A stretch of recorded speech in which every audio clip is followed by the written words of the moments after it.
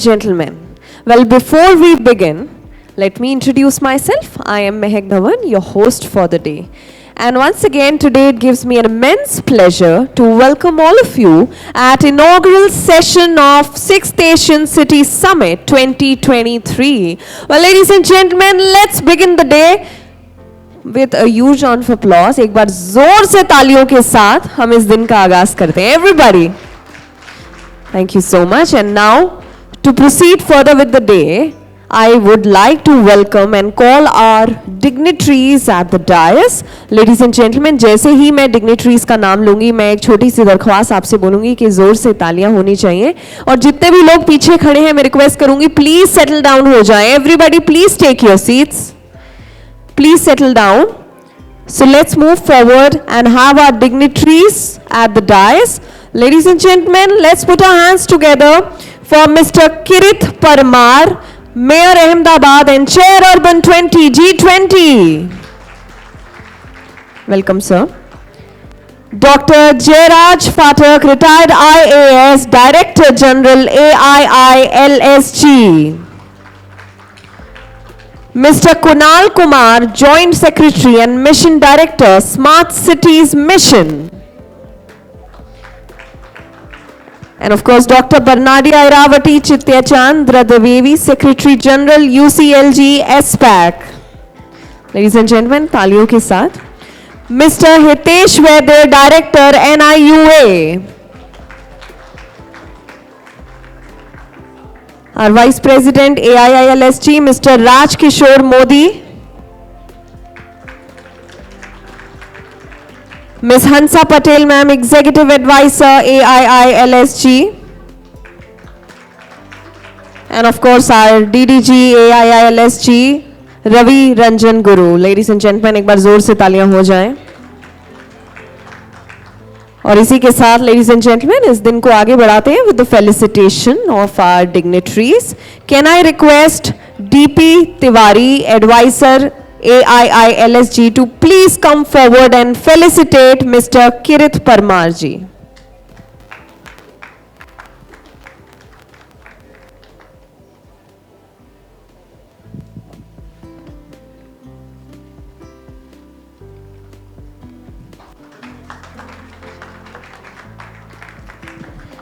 I'll also request Paschim Tiwari, Technical Director, AIILSG, to please come forward and felicitate Dr. Jairaj Phatak.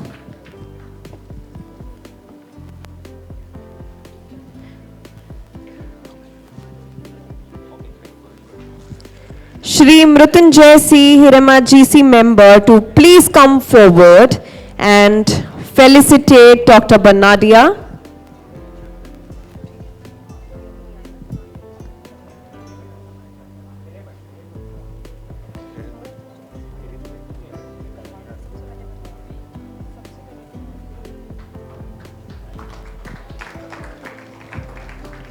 Shri Virendra Bhai Acharya, GC member, to please come forward and felicitate Mr. Hitesh Vaidya, Director, NIUA.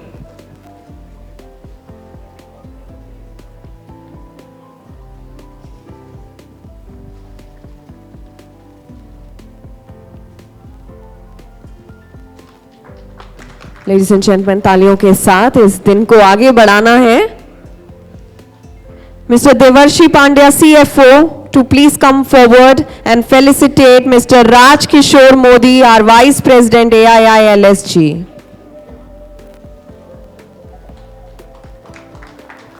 With a huge round of applause. Abhishek Pandey, Editor, Urban Update, to please come forward and felicitate Hansa Patel, ma'am, Executive Advisor, AIILSG.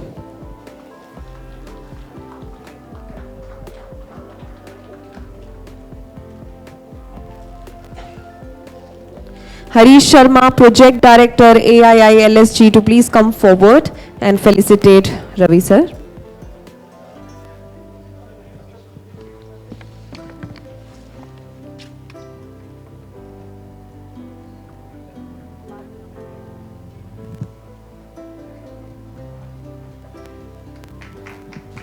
Ladies and gentlemen, let's put our hands together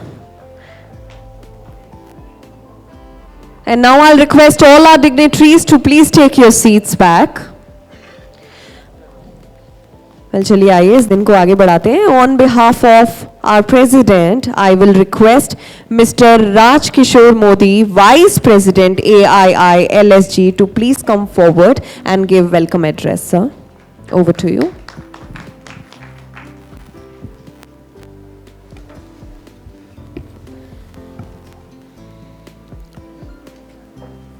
Good morning, everyone. It's my honor to speak here today on behalf of the President of All India Institute Local Self-Government, Mr. Ranjit Chauhan. It gives me a pleasure to deliver the speech of our President in his absence today.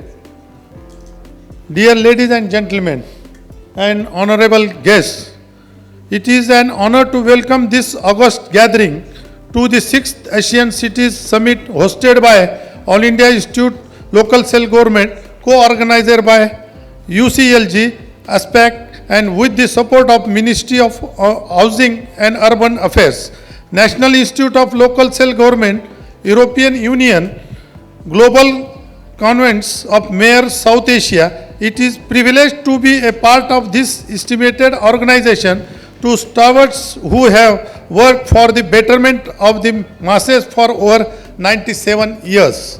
We have worked tirelessly with the government of handhold and support of the urbanization process of India. All India Institute was established in year 1926, and today we have more than 50 centers across India and working in various projects, programs, courses and training programs. We are implemented in Smart City program, Amrit, SBM.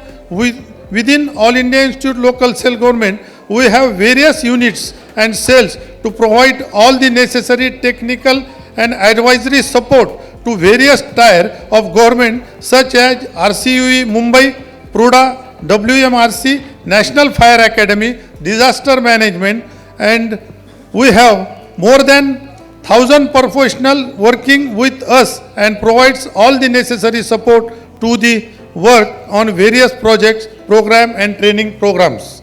All India Institute Local Self-Government has been the forefront of training officials engaged in the governance activities. Our flagship courses of SI, LSGD and our Fire Academy, Nursing has been producing municipal officials who have been the backbone of the various governance activities. It is of the city. Today we have come a long way. We are not only running our regular courses, but we are one of the largest training partner of the Ministry of Housing and Urban Affairs and Jal Shakti Ministry too. The Indian democracy with its diversity both demographically and geographically wanting to be a global but adopting local indigenous system, urbanization through an inclusive and sustainable framework has become a shining for the world today. Today, India provides solution to all its challenges through the heady mix, innovation and technology. We have made sustainable development a mantra of life instead of mere government systems. Environment is as much a professional responsibility for us is our urbanization as it is a global cause. At All India Institute Local Self-Government, we are working extensively across India for SDG localization, creating circular economics in various sectors like waste, energy, water. There is a further being enhanced through our young entrepreneurs from the incubation centers in smaller towns like Ujjain, Bilaspur, which bodes well for the 4,378 towns of India. We at All India Institute Local Self-Government have a vision of celebration 2026 as our century year, with the India being at the forefront of transformation, urbanization. It is great journey we have embarked upon, and is my extreme pleasure to be part of journey with All India Institute Local Self-Government. Once again, I would like to welcome all of you to this 6th Asian Cities Summit, and thanks to the all partners, speakers, delegates to join this program and platform of knowledge and exchange. I am sure this platform will provide you a good governance experience and you will be take back a good memory. Thank you.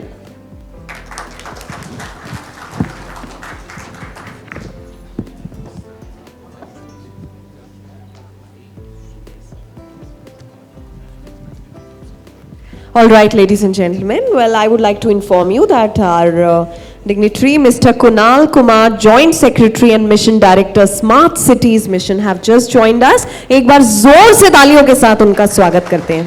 और मैं request करूंगी सुरेश भाई से to please come forward and felicitate Mr. Kunal Kumar. एक बार तालियां हो जाएं everybody.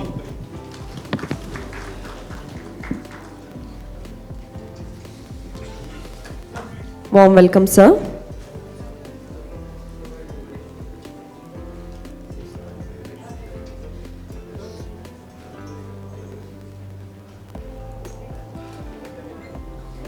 I'll request our dignitaries to please settle down so that we can proceed further in the day.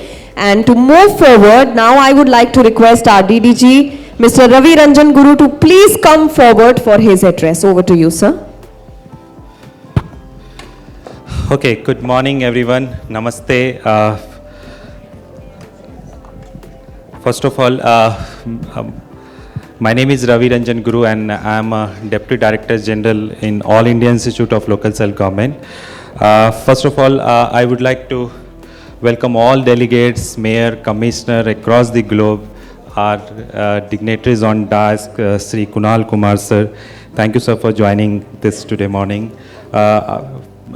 Honorable Mayor Ahmedabad, he is also chair of the Urban 20. I know that, I hope you know that India is leading the G20 presidency this year, and we are also fortunate to have the Urban 20 as an engagement group, and the Mayor Ahmedabad is a chair of this Urban 20. So thank you sir for joining us.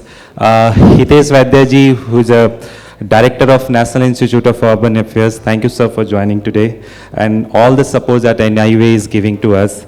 Banadia, Secretary General UCLG aspect, and like I said, those who were there yesterday in the program, the entire journey of this South Asian and then now this year Asian Cities Summit started in 2013.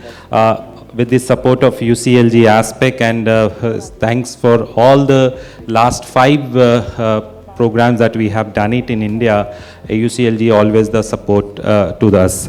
Thank you so much, Vice President Rajkishore Modi sir, Director General sir Jairaj Patak sir, Hansa ma'am, and all Indian cities mayor delegates from across the globe. Thank you very much for joining this today. I have a small presentation for AIILSG, and we want to just give you some small background on those lines. But before that, just to give you an idea that this entire program is mainly on the discuss and debate, and we want to see that how the cities across the globes are performing, and you will have an idea that how the other cities are performing and what you can take it back after this summit. So can I have in my presentation? Okay, next slide. So, like AIILSG, I say that we are working with the urban local bodies across the India and now more or less South Asia. This is the map of India where we have the centers across the India. If you see the region-wise, I think only the northeastern part you see the gap, but it is still not gap. We have the project office there. So we have presence across India. We have more than 1,000 employees working with us in all the sectors, whether it's urban planning, solid waste management, sanitation, and obviously we are very strong in the advocacy part, and we are very closely working with the Ministry of Housing and Urban Affairs, thanks to the Ministry and the Kunal Kumar sir and all the National Institute of Urban Affairs also. Next please. We are working on all the three tiers of the government system. We are working with the central government, Government of India's, all the missions we are impaneled, and we are strongly working with them in all the aspects, whether smart cities missions or whether solid waste management, Swachh Bharat missions, Pradhan Mantri Awas Yojana, all the missions we are working with the central ministry. We are working with the state ministry as well in the various part of India. And of course, as a local self-government, we are working more than 115 cities at the moment across India. Next, please. Just to give you an idea that this is the profile which AIILSG has the capacity and providing the technical and the advisory services to the various urban local bodies, state government, water sector, housing sectors, urban planning, training and capacity building is our very strong forte. And we have been organizing all sorts of training programs in all part of India, including some of the remote location, like we have organizing the program in Leh, Port Blair, Lakshadweep, all those areas where really connection is a problem, but still we are doing that. We're working on climate, environment, resilience, national urban livelihood missions on all those areas. Next, please. In terms of global presence, yeah, we are strongly working with all the big organization and global organization like European Union. Thanks, I'm sure here European people is here. CityNet, we are part of that. UCLG aspect, we are very active member of UCLG aspect, and Banadia is here. We are also very strongly working with the other network agency like GCOM, CLARE, and UNICEF, World Bank, and all those organizations. Next, please. Yeah, like you know that we have some global agenda which cities are working across the Asia Pacific, and we are leading into those components. Like we are working with the localizing SDG, we are also working on the circular economy, and also we are working on the smart cities component. Next, please. Yeah, these are some of the projects which you can see it outside, because we are very strongly working with the European Union on the Girl Power project, and there are some stall, and you can see the kind of the rural areas where the AIILSG is supporting in terms of increasing their livelihood, increasing their some kind of supporting in terms of training program and capacity building programs. Next, please. These are some of the pictures. Go ahead. Next. We also part of the Global Covenant of Mayors, and we have the session also tomorrow. So that is also, you can see it. Next, please. Next, please. These are all, just go ahead. Go ahead. Next. Next, please. Next, please. So these are some of the, I'm just going through, these are the projects and activities. Please just go ahead. Go ahead. Next. Yeah, so that's it. I think with this I want to stop it here, because the long list AIILSG has been working more than 150 projects, so it will take entire day to present all the activities. But thanks once again for joining this today programs. We have a huge number of speakers, large number of speakers, good technical sessions. We have a parallel session also. It's in the ground floor, so request all the delegates to utilize this platform. And I once again say that please, before leave, at least exchange 50 business cards with each other. Thank you so much. Thank you. Thank you so much, Ravi sir, for your address. Ladies and gentlemen, to proceed further with the day, now I would like to invite at the podium for the theme address, which will be by Dr. Jairaj Phatak, retired IAS, Director General, AIILSG. Ladies and gentlemen, let's put our hands together and welcome Dr. Jairaj Phatak. Dignitaries on the dais, ladies and gentlemen. Today the theme of our conference is inclusive and resilient cities. So I thought in my theme address, I will try to focus on those. Our continent, Asia, no doubt has size-wise the largest cities in the world. Population-wise, Asia has the largest population, and our cities are also largest. The largest urban agglomerations, if you consider entire urban agglomeration together, in the world today are Tokyo, number 1, Mumbai, Delhi, Dhaka, and Mexico City.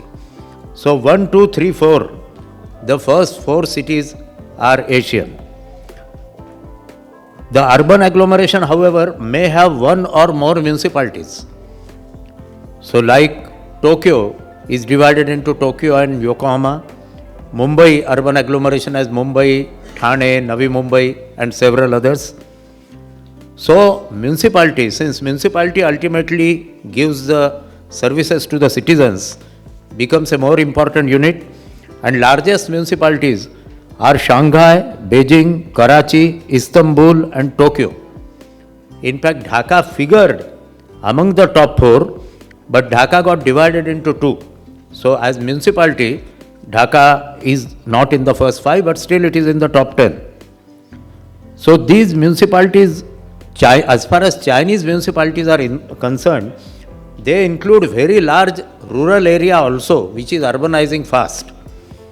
In South Asia, we generally keep the municipality only to the urbanized area.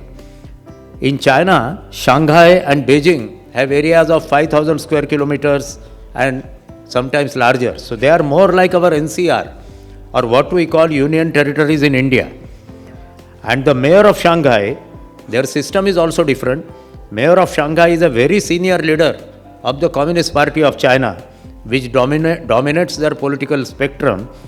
In fact, in the large star and 4 stars on the Chinese red flag, the largest star stands for the Communist Party of China, and other institutions are the smaller stars. So, in China, somebody who is in the top 10 of the Communist Party hierarchy becomes General Secretary of the Communist Party for Shanghai or Beijing, and he automatically becomes Mayor of Shanghai or Beijing. Many former mayors of Shanghai and Beijing have gone on to become President and Prime Minister in China. So their system is different. Even in our case, at some places we have directly elected mayors, some other places we have strong commissioner model. So that really doesn't matter, because functions of all municipalities are more or less similar. Almost all over, the first function is the solid waste management. Unfortunately, solid waste management in the third world, it was not very systematic, scientific landfills, but it was just dumping of waste somewhere outside the city. Now the scientific landfills have come. In Mumbai, we are having a large scientific landfill at Kanjurmarg, and hopefully during this decade, it is the priority of the government of India, and I am certain of other countries also, will shift to either scientific landfill or conversion of waste to energy or conversion of waste to manure in a large way. Water supply, which is function of the municipal bodies in Europe, in India, it is the function of municipal bodies only in Western India. Elsewhere, there are separate parastatals which give the water supply facilities. Health and education, this also, it varies from state to state and country to country, but nevertheless, by and large, solid waste management, maintenance of municipal streets, water supply, health and education, these are our functions, and we have to see whether our cities are really inclusive. So are our cities really inclusive? Are the poor taken better care of? Perhaps our cities take better care of the poor than the rural areas. And that is why large number of people migrate from rural areas to urban areas. Now, as far as South Asia is concerned, GDP per capita is on a relatively lower side. So overall, we are transiting from poor to lower middle income countries. However, is the inequality more? Perhaps no. Inequality in economics is measured by a concept called Gini coefficient. So Indian Gini coefficient of income is 31. Gini coefficient of 0 means there is perfect equality. Everybody has equal income. And Gini coefficient of 1 means only one person is controlling all income and all others are his employees or slaves. So 31 is still lower than half mark. In fact, our Gini coefficient is a bit lower than even United States of USA, United States of America, indicating slightly more equal society. The Gini coefficient of Mumbai city is similar to the Gini coefficient of India, average wise.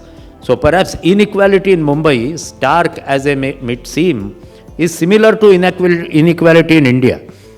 In fact, people shift to larger cities because they don't starve there. In rural areas, sometimes they have the fear of starving. Of course, countries like Slovenia and the Nordic countries are more inclusive. They are lower Gini coefficients. And South Africa, Lesotho, they have more unequal. They are higher Gini coefficients. Again, Gini coefficient is perhaps family to family. But even in gender equality index, we are on a much lower side. So, at many places in Asia, we still have paternalistic society. And yesterday we had a very nice session on women and their rights. However, entire world has now realized that we have to prosper. When India became independent, Gandhiji had advocated a concept called Daridri Narayan, poor man as God. Now I think everybody knows that solution is in prosperity. But only Deng Xiaoping of China directly is attributed the remark that poverty is not socialism, to get rich is glorious. Many times top politicians are reluctant to clearly say that prosperity is the goal. But without economic development, no other development, whether health or education, is possible. So, equality, but what can democracy or capitalism achieve? It can give equal rights to all. A poor man has the same vote, same right as the richest man, Mukesh Ambani. It gives equality of opportunity to go to colleges on merit, but there cannot be equality of wealth.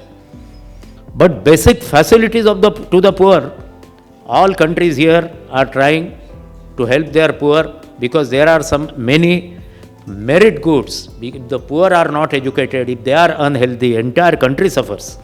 So our bodies are trying their best to give this. So apart from inclusivity of the poor, the other theme is resilient cities. Resilient means quick recovery after disaster. By and large, cities have handled crisis quite admirably. The Mumbai flood of 2005 was handled quite well. So disaster preparedness is improving, although in a limited way. Again, I am certain that in Mumbai, if it rains 900 millimeter of rainfall in one day, what happened in 2005, city won't be able to take care of it. Even with 203, maybe from 200, our capacity to handle high floods has become to 300 mm. We are developing, but still, if the disaster is of an very large magnitude, we are not yet fully prepared. Perhaps nobody can be prepared. Like tornadoes killed so many people in North America. Even the United States could not protect all from this. So cyclones, tornadoes, tsunamis, we can only prepare our best. We cannot prevent them altogether. But we have shown that we can come back. Mumbai city or other cities, they came to the original level as long as the disaster was over, as soon as possible.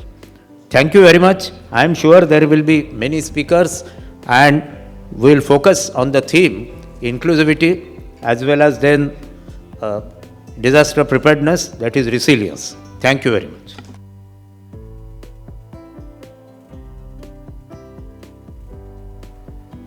Thank you so much, sir, for your kind address. And now, ladies and gentlemen, to proceed further, I would like to invite Dr. Barnadia Iravati Tejandra Devi, Secretary General UCLG SPAC, to please come forward for the special address. Ladies and gentlemen, let's put our hands together. And just an important announcement, जितने भी Myers हमारे बीच यहाँ मौजूद हैं जिनको हिंदी में सुनना चाहते हैं तो आप हेडफोन्स कलेक्ट कर सकते हैं from the registration desk. Thank you. Over to you ma'am.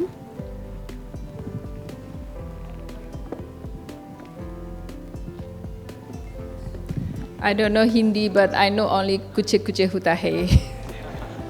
That's the movie I watched, Kuche Kuche Hota Hai, more than maybe one time, because it was so interesting. Distinguished Mr. Vice President of AIILSG, Mr. Modi, distinguished Mr. Ms. Hansa Patel, Executive Advisor, and also Deputy Director Agenda, Rafi. And I also like to greet Dr. Jairaj Pathak, Director Agenda of AIILSG, Mr. Kunal Kumer, Joint Secretary, Mission Director of Smart Cities Mission. The Smart City Mission is very famous. I heard about this program very well. This is also to show that India has been playing important role in transferring this Smart Cities program not only in India but elsewhere. I also like to greet Mr. Kirit Parmar, U20 Chair, Ahmedabad Mayor. You will be playing important roles in organizing this Urban 20. We have been involved in Urban 20 for the past years when this Urban 20 as part of the G20 was organized, started in Buenos Aires and then later on followed by Paris. And the last one was in Jakarta. So we will be happy to share also with you about this U20. Then I would like to greet all the mayors here and of course our president, UCAG ASPAC President, Mayor Ashok of Dhulikhel Municipality, Nepal.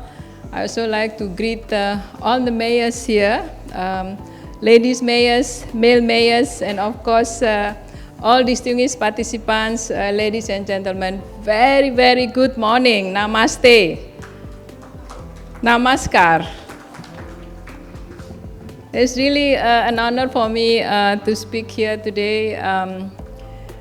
For me, this kind of gathering is kind of a reunion because we suffered a lot during the past 2 years because of the COVID.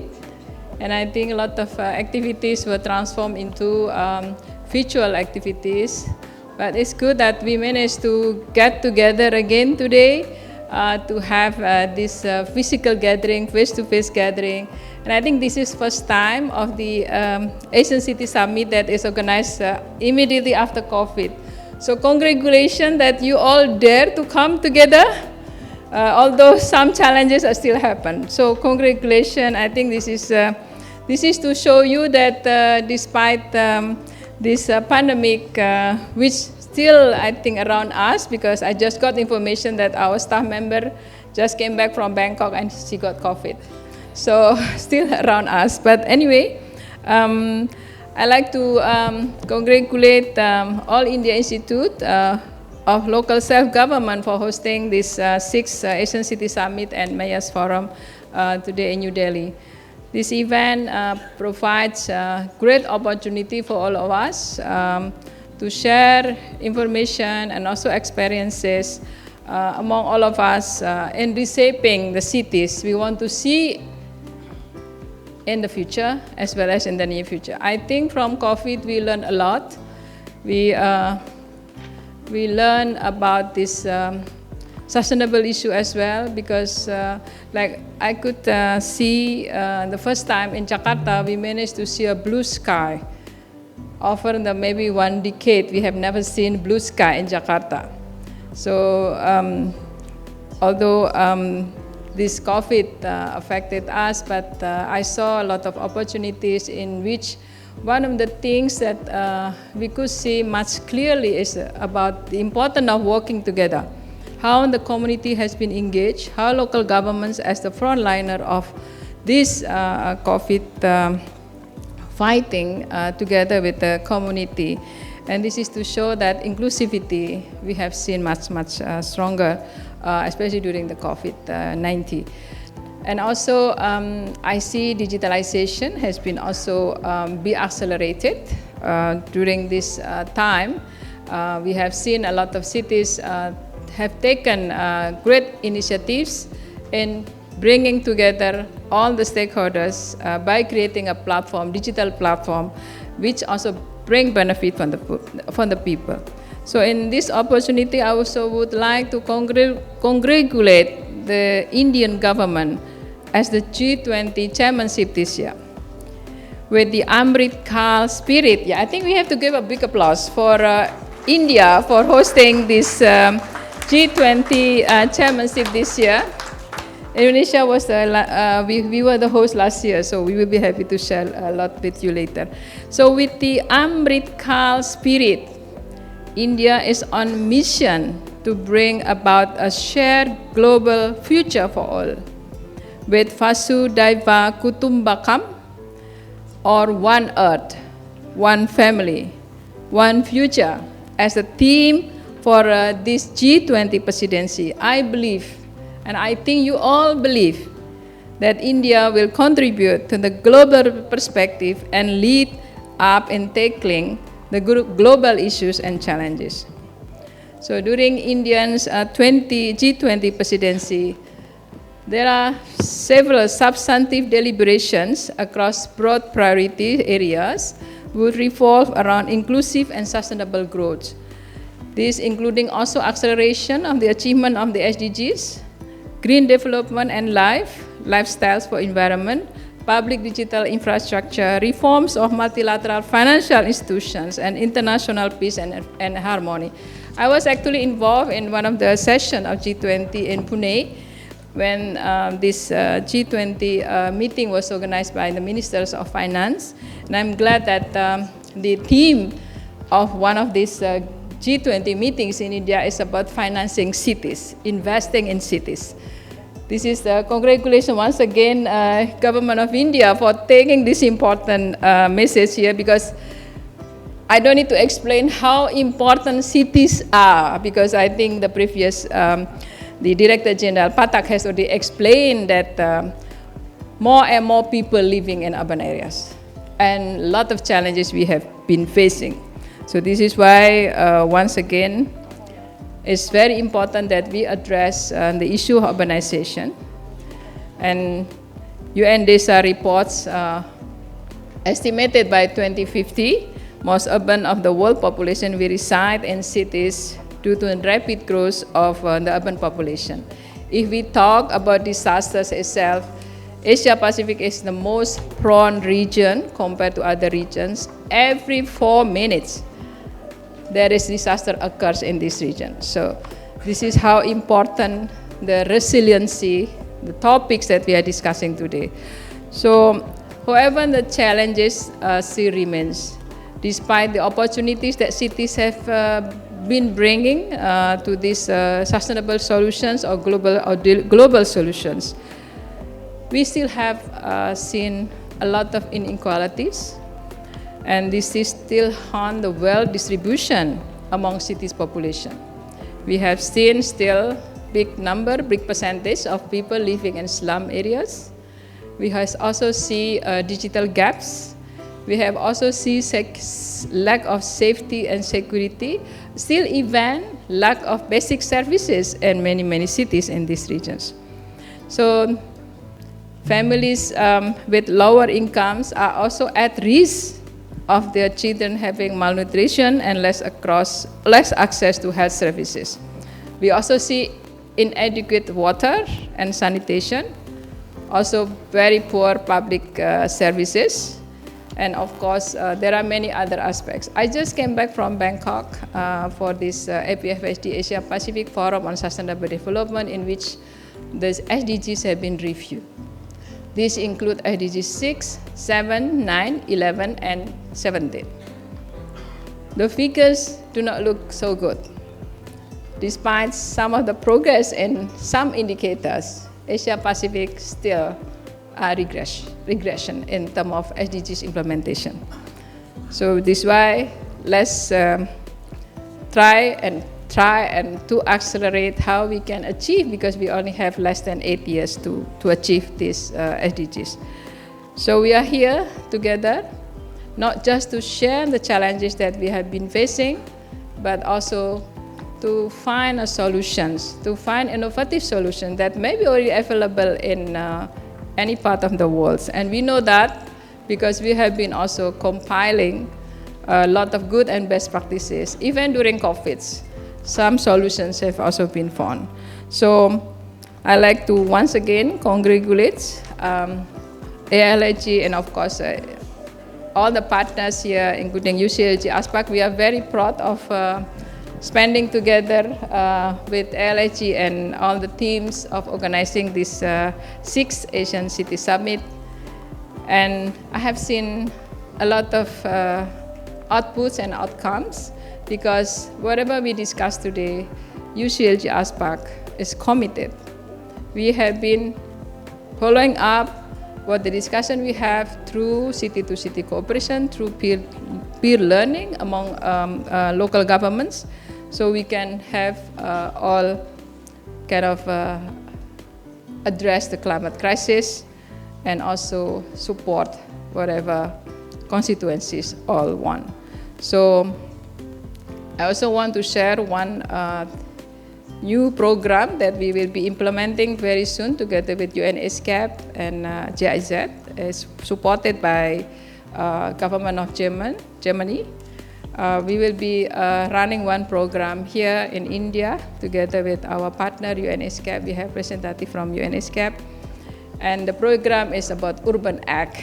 We want to accelerate climate actions by having a very good vertical integrations, as well as horizontal integrations, and supporting local governments in performing their functions and their also roles in making sure that this climate crisis can be minimized and can be reduced. So let me close by believing what we say, Vasudhaiva Kutumbakam. We could retrieve this 6th Asian City Summit as a place for exchange ideas. So I hope you have fruitful discussions. Thank you so much. Dhanyavad. Thank you so much, Dr. Banadia, for your address. And now, ladies and gentlemen, to move forward, it's the time for the keynote address by Mr. Kunal Kumar, Joint Secretary and Mission Director, Smart Cities Mission. Ladies and gentlemen, let's put our hands together and have Mr. Kunal Kumar here.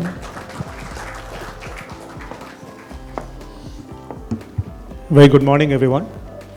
Esteemed audience and members on the dais.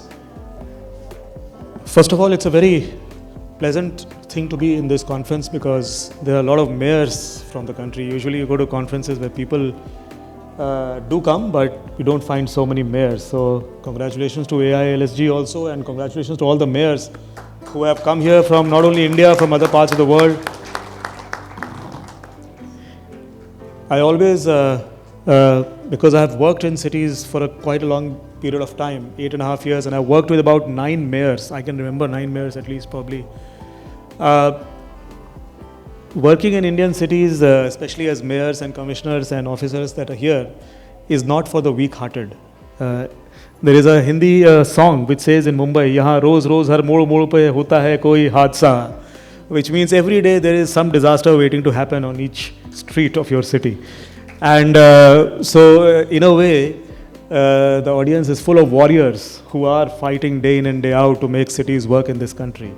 And whenever we talk to people who come from other parts of the world, we say, well, if you want to engage with Indian cities, get your heart checked first. It's not for the weak-hearted, at least.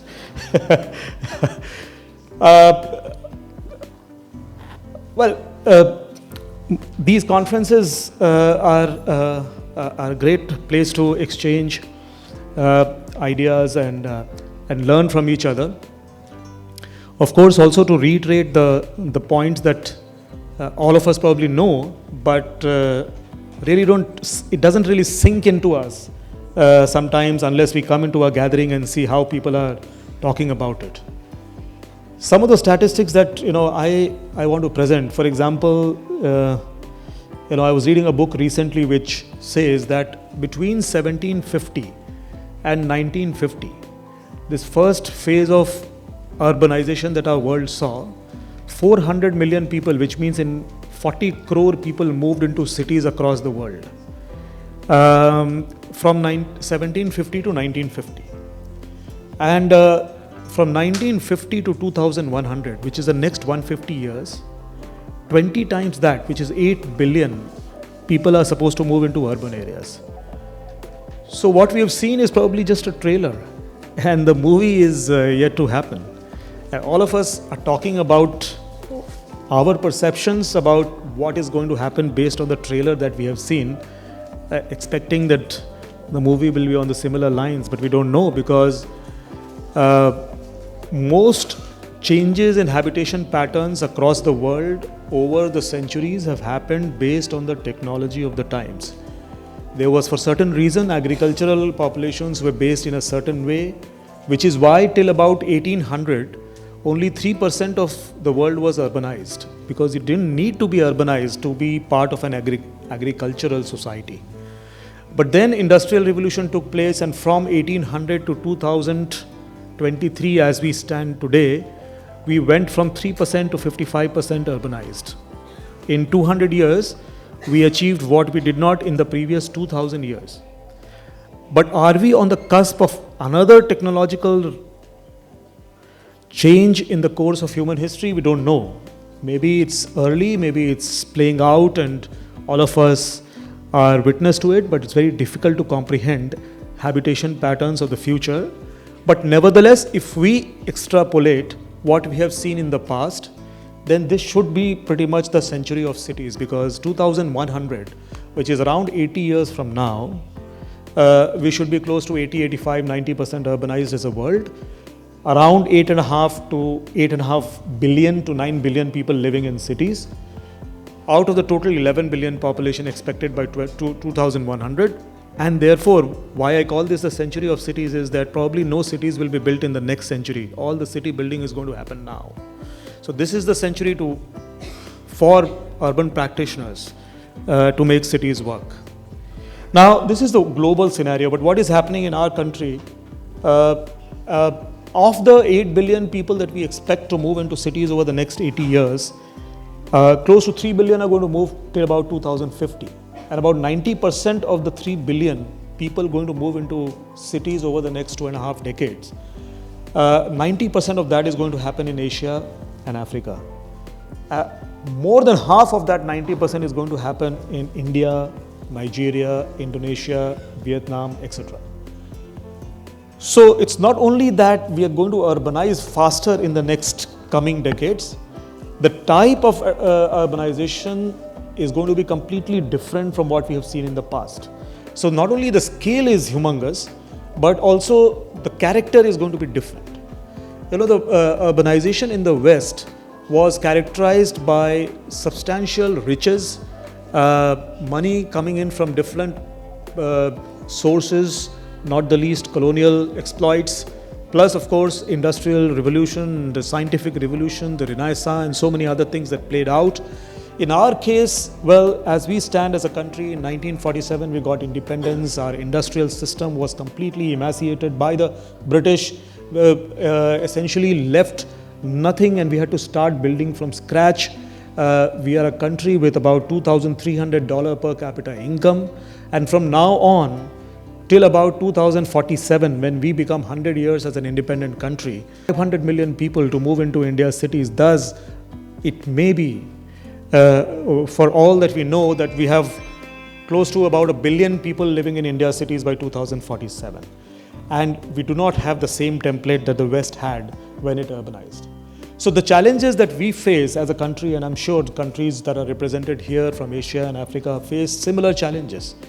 Our institutional capacity at the moment is very weak to handle this kind of rapid urbanization. All of us sometimes wonder what is going to happen in our cities if this is going to happen.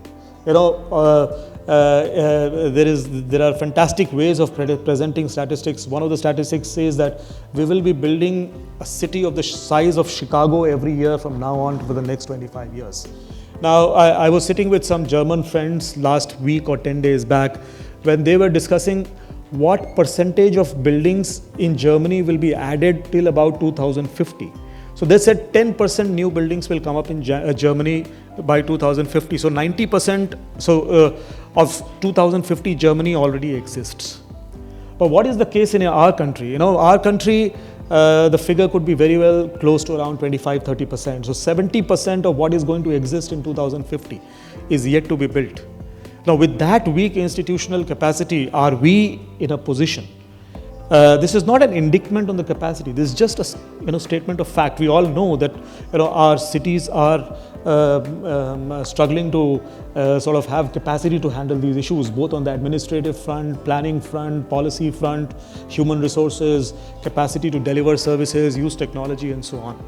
The second thing is that we are crunched for financial resources. All of us will have to be very, very innovative in the way we look at generating financial resources for our cities. If we talk of the current scenario in India, let's say, if 100 rupees are spent in cities in India, 80 rupees today comes from budgetary sources. So 80% of what we spend in our cities, and the figure, which is actually seems very overestimated, but nevertheless comes from a planning commission document of 2017, so I'll take it as gospel, says that 3% is the private investment figure in Indian cities today. And so if you take 80% and 3% private, the remaining 17% is what is contributed by own resources of municipalities. The own resources of municipalities will include even the bonds and the loans, etc. you raise, because essentially you are raising it on your own capacity. So this is the current scenario. Now, 2047, where does India want itself to be? But today we are a $2.83 trillion country. We want to be a $32 trillion country by 2047. And with an expected population of 1.6 billion by that time, we should be a $20,000 per capita country by that time, which is what the Honorable Prime Minister mentioned in his Independence Day speech, saying that we will be a developed country. Well, what is a developed country? In this case, it seems that we are headed towards, if all goes right and we are able to achieve our targets, we should be a $20,000 per capita country in 2047. Now, for that to happen, cities will have to play a very important role. And therefore, again, coming back to the point on how urbanization will really be important for our country, and the kind of scale that we have with low capacity, with low financial resources. So what is the mix that we need to see in the future? Well, from 80% coming from budgetary sources, these are all statistics that we have worked on the last 1 year. So I'm just presenting it to you based on a lot of in-depth mathematical analysis, that this 80% will have to come down to 50%. So our dependence on Government of India, state governments as cities will have to come down from 80% to 50%. Our own sources of revenue have to increase to something like 35-40%, and close to 13 to 18% of our investments in cities need to come from private sources. Now, for this to happen, it's almost a miracle at the moment, because what we have seen in the past doesn't enthuse us that this will happen in the future. This is talking about a 15% compounded annual growth rate in investment in Indian cities over the next 25 years. If we have to maintain our target and achieve our target of 32 trillion and be a developed country, this is what we have to achieve. So, ladies and gentlemen, we are part of a team as Indian urban practitioners, as of course the world, and of course the world leaders and mayors and participants from different parts of the world. You are here. Make no mistake, this is not about India or you. India is about everyone.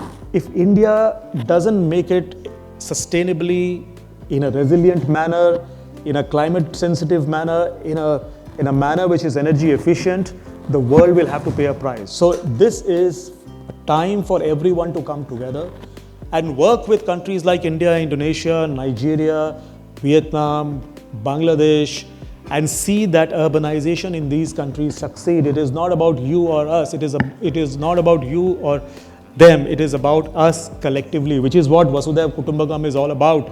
And that's actually going to work in the most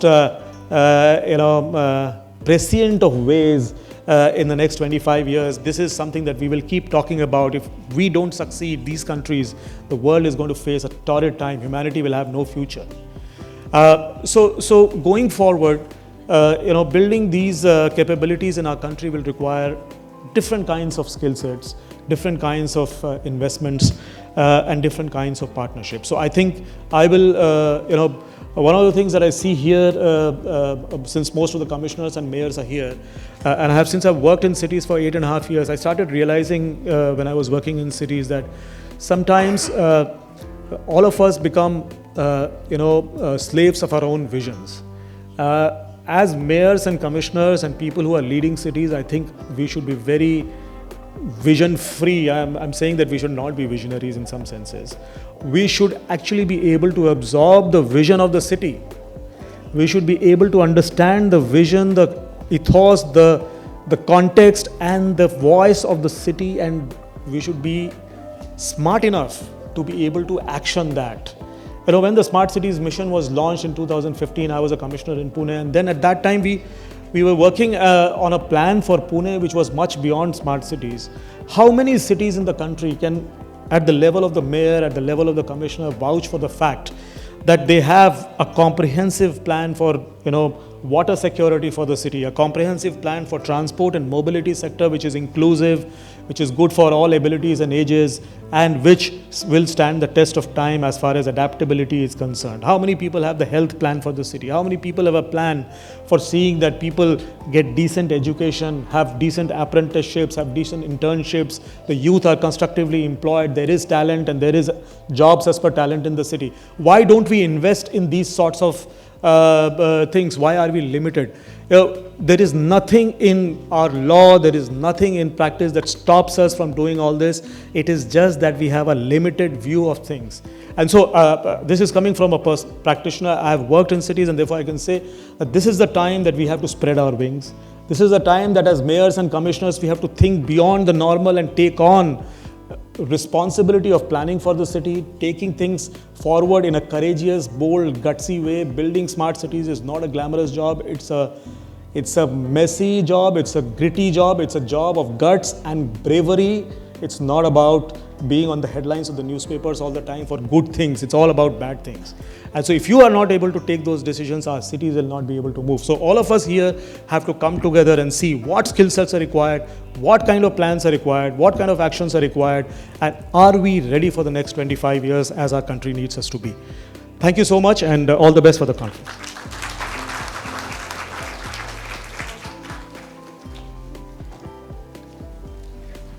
Thank you so much, sir, for your kind address. And now, ladies and gentlemen, it's the time for the address by representatives of different countries. Well, I'll just request everybody, whoever is coming here, you will be given just 2 minutes, and I would like to request you to please adhere the timelines. 2 minutes will be given. You can introduce yourself, your country, and the key work you have done in the urban domain. So, ladies and gentlemen, once again, humble request, 2 minutes given to all the representatives. Let's have Mr. Diwan Kamal Ahmed, President, Municipal Association of Bangladesh. Ladies and gentlemen, let's put our hands together as we have him on stage.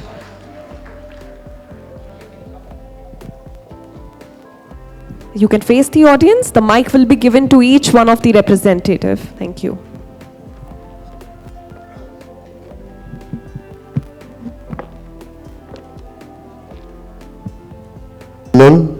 Hello. Good afternoon. Thank you very much. I'm here actually not as a speaker. I'm just here a listener, as a listener. Unfortunately, I'm here because our MAP president of Bangladesh, he's not here. He has to leave because of emergency reason. So I'm here. Especially thanks honorable guest on the stage, and special thanks in front of me. Most of the here as a mayor, councillor, delegate, and I would like to thanks from myself and from our honorable Prime Minister, Bangladesh founder, Bangabandhu Sheikh Mujibur Rahman's daughter, Sheikh Hasina. I would like to thanks also India, because I was not born that time, but I heard 1971 1971, India was with us and supported Bangladesh. That's why we are independent country as a Bangladesh. I am here actually. I would like to thanks also who are here. Most of all, we are working actually very hard as a mayor, because born to death related, every single thing we have to work. So I would like to thanks again, and thanks to everyone giving the to speech here. Thank you so much. Bye. Thank you so much, sir. Ladies and gentlemen, I would like to call our next representative, Mr. Piero Remiti, Co-Managing Director, GCOM Global, Belgium. With a huge round of applause, please join us, sir. First of all, let me express my appreciation for this, to being here. Great honor to be here in this great event. My name is Pier Roberto Remiti. I am co-managing director of the Global Covenant of Mayors for Energy and Climate. We are actually the largest alliance of city networks organization and cities itself, and we are supporting at the moment nowadays up to 13,000 of cities worldwide in their efforts for climate action.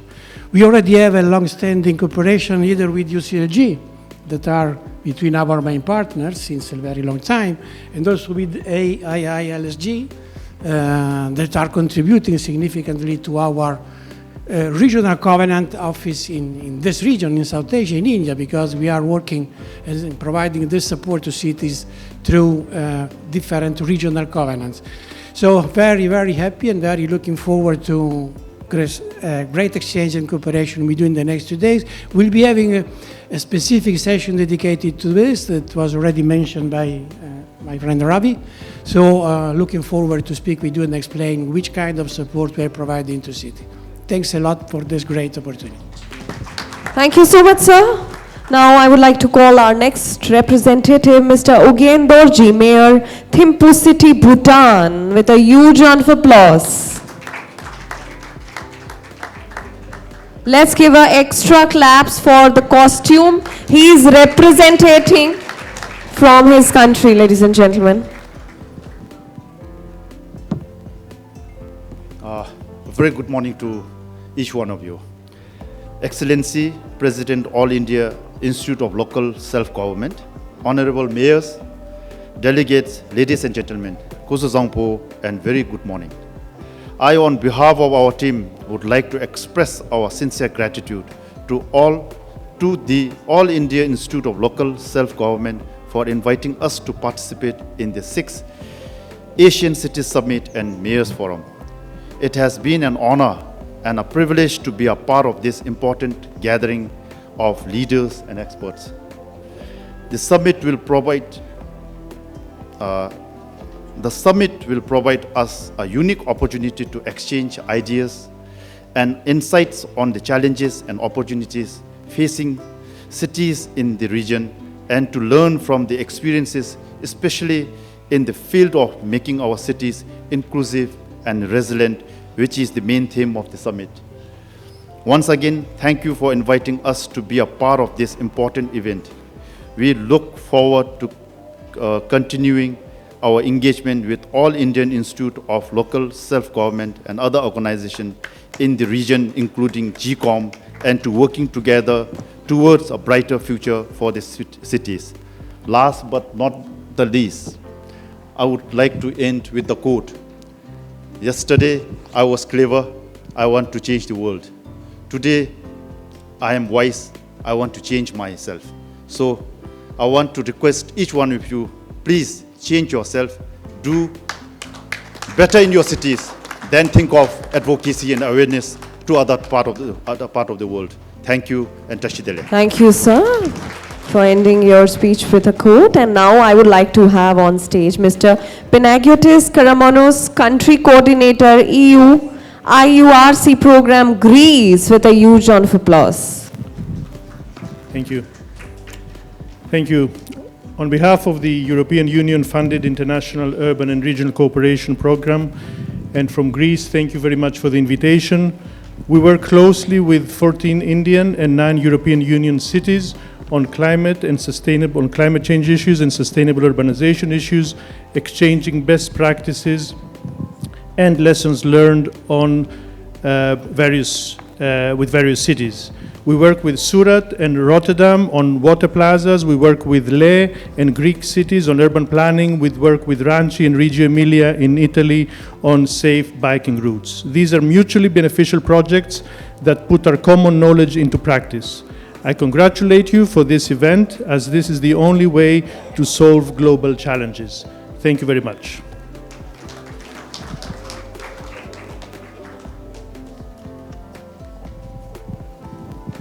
All right, thank you so much, sir.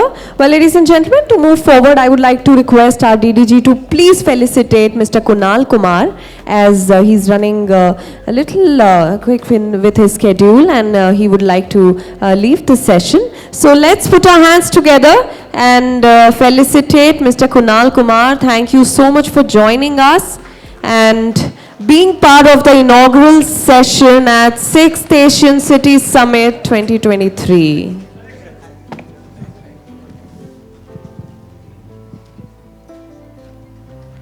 Also a millet hamper. Thank you so much, sir, for being part of the session. All right, so let's have the next representative now, Mr. Jamie Paulo Mora, Senior Program Officer, CityNet Secretariat, Republic of Korea.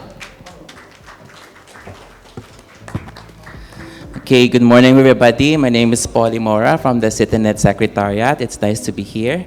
And on behalf of our Secretary General, Vijay Jagannathan, I relay our warm congratulations to the All India Institute for Local Self-Government for organizing the 6th Asian City Summit. CityNet shares the objectives and aspirations of AIILSG in bringing together our city governments, local authorities, and our partners, and working towards sustainable urban development in the Asia-Pacific region.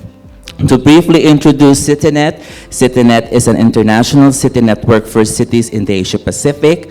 Our headquarters is based in Seoul, Republic of Korea, and our current president city is Seoul Metropolitan Government. And for the information for everybody, AIILSG is also one of our members in the executive committee. And as a network, we serve as a platform for our members to learn from each other different urban innovations around the world, develop city-to-city exchanges, and bring meaningful impact to the city residents to create livable and sustainable cities. If you'd like to know more about how we work with our partners in cities in Asia, let me take this opportunity to invite you in the parallel session at 11:45 this morning down at the studio room, first floor.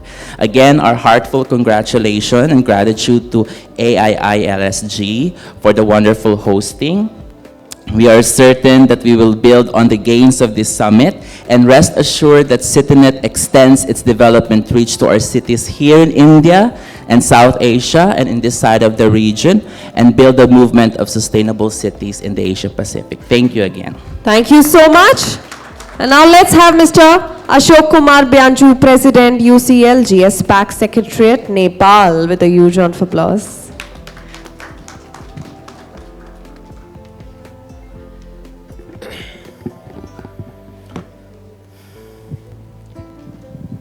Dear distinguished guests, participants of the 6th Asian Cities Summit and Mayor Forum, warm greetings and namaste to all of you.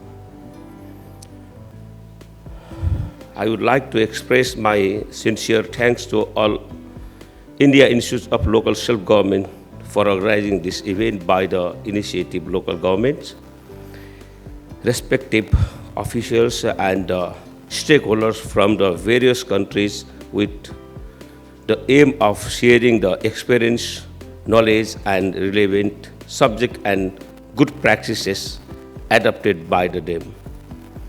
There is no doubt that the program will help us to share our best practices and to focus on the issue of deep interest that have emerged in the present world.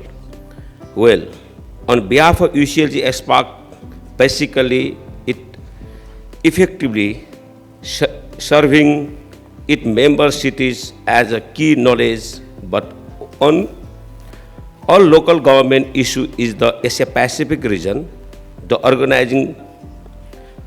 organization performing a better role which is most appreciated to the present context. Similarly, regarding my local government, Dhulikhel, as it is the one of the touristic cities in the Nepal. And we are moving forward in accordance with achieving sustainable development. I would like to inform that the municipality has already completed in voluntary local review for 4 goals SDG: 1 poverty reduction goal, and health and well-being, SDG 4 quality education, and SDG 6 clean water. And according to the United Nations, this is the first practice in Nepal within the South Asia as well. The city has given high priority to make us city greenery and clean, poor, proper drainage and waste management, sanitation, water security, as we have a community-based drinking water supply project, which is one of the first to be practicing in Nepal. Like this, we are periodically conducting the service tree plantation camping, and this year we are planning to the 100,000 sampling. The city has built more than 50 parks to enjoy the peaceful, green and sound environment. The municipality formulated 5 different councils. Those 5 councils are Youth Council, Women Council, Dalit Council, Indigenous Council and Disabled Council. The municipality providing empowerment, skill and capacity development and trainings and entrepreneurship to people under the councils. This will be help to uplift their life and therefore would help for property reduction. The city has committed to the carbon emission to zero by 2030 in order to minimize vehicle petrol fuel consumption and therefore reduce smoke emission by vehicle. Dhulikhel, in the collaborating with Kathmandu University, has been conducting the project of hydrogen fuel-based vehicle, which will be launching soon. Lastly, I am very much positive that then if the communities around the world are united, we will be successful in maintaining a balancing environment. Thank you so much. Thank you so much, sir. Now let's have Ms. Kalanidhi Devkota, Executive Director, Municipal Association of Nepal, to please join us. Let's put our hands together, everybody. Over to you, sir.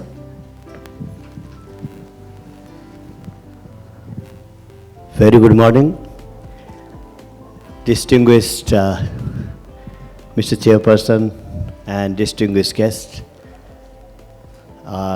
participants from Asia Pacific and South Asian region, mayors, deputy mayors, and urbanists. I am honored to represent the Municipal Association of Nepal. We have respected mayors and deputy mayors and rural municipality council members also from Nepal. And it is an honor to be the part of this very important gathering. MUAN is also one of the partner organizations. Together with AIILSG,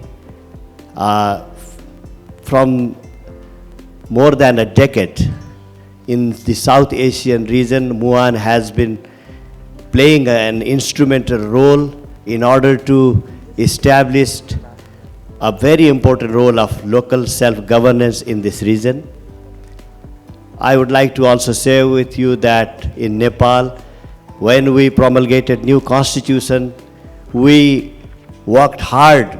We did a rigorous exercise to secure the exclusive or executive 22 exclusive rights of local government. The constitution itself has recognized the role of local governments, inclusive local governance and local planning.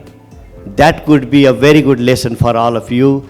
Together we can also share so many things during the whole day discussions. I again thank you so much and wish all the success of this event. Thank you so much. Thank you so much, sir. Now, ladies and gentlemen, let's have Mr. Gilbert Siam, Associate Professor, NTNU, Norway, with a huge round of applause.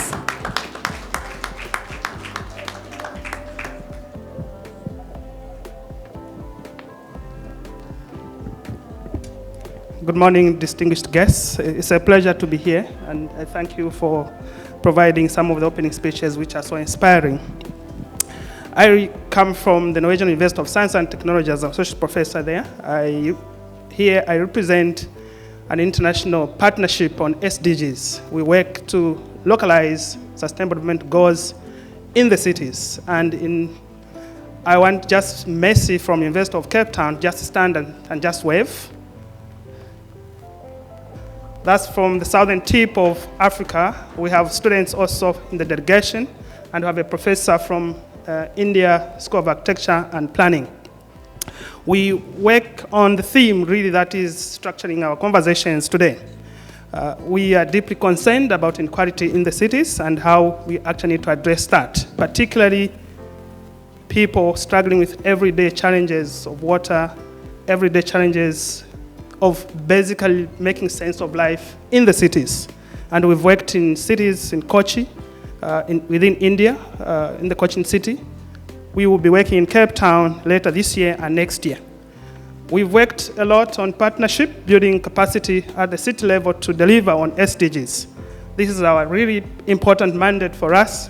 It was mentioned on issues of capacity to actually deliver on key things that will transition our world and our cities to a better future. So building partnership at different levels is very crucial for us in our work. And this includes working with really those people that may be forgotten about, people living in slums, people struggling every day. But also engaging with important officials that matter every day and make important decisions every day, like mayors. And you are in this room.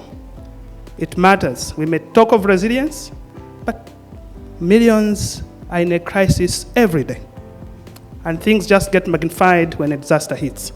And the last part I want to indicate as I conclude my pitch to you, I want to state an important statement of fact.